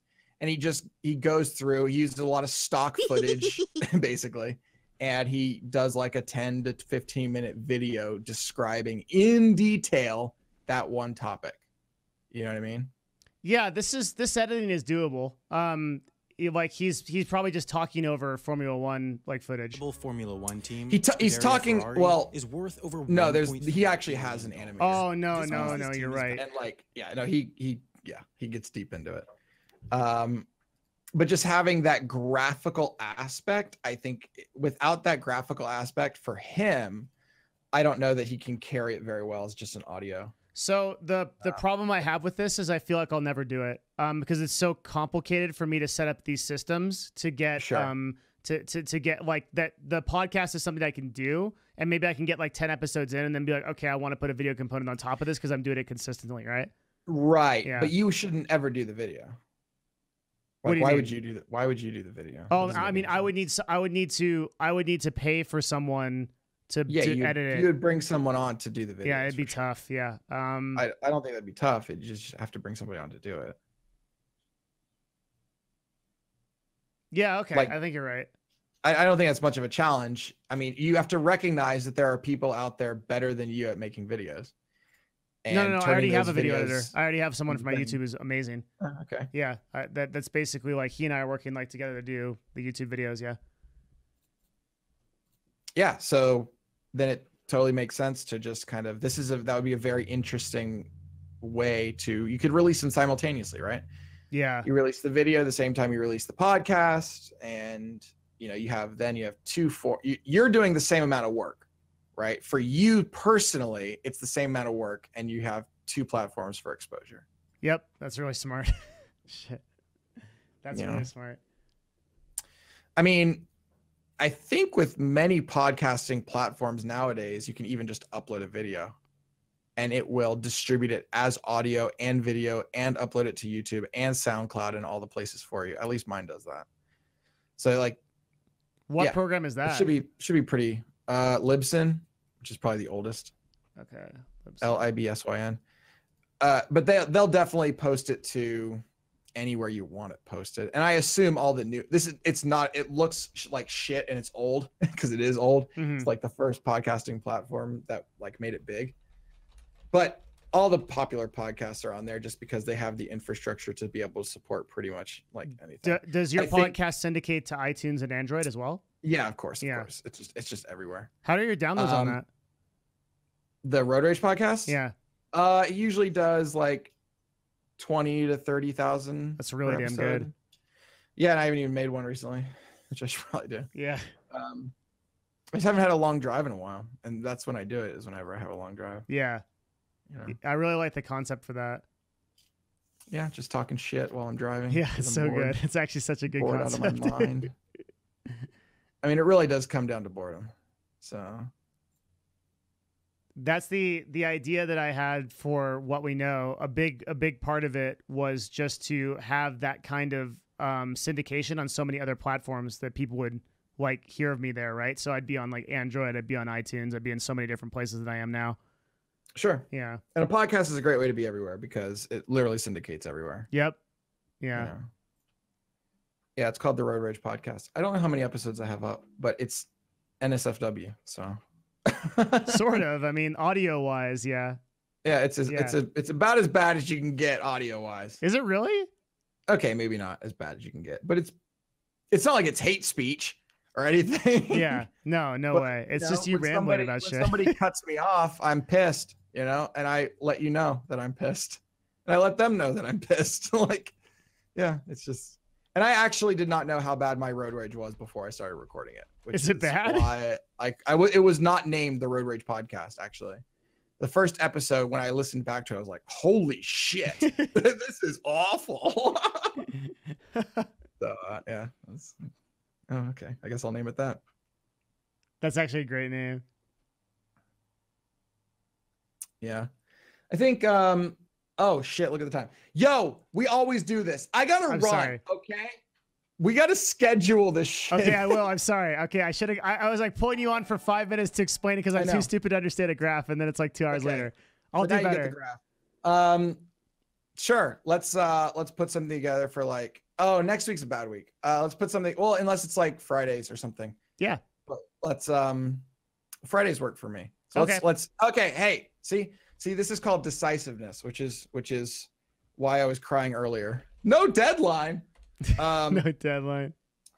Friday. Let's plan on Friday afternoons being a thing where we get together and talk for, let's say, 90 minutes. Okay. Boom. Done. Yeah, I love it. I'll bring Friday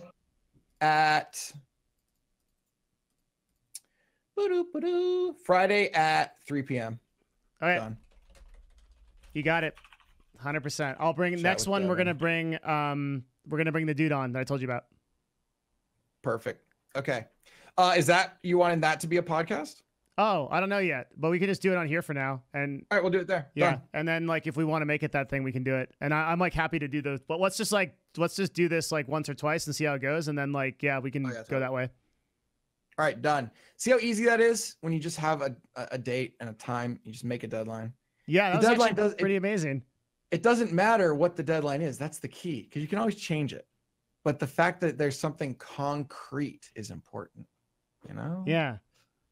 Damn, dude. I was very proud of you for coming up with the August 1st thing. You know, I'm like, yes, They did it. Yeah. There's an achievable goal by a certain time, and it feels good. Yeah, that's Yeah. good.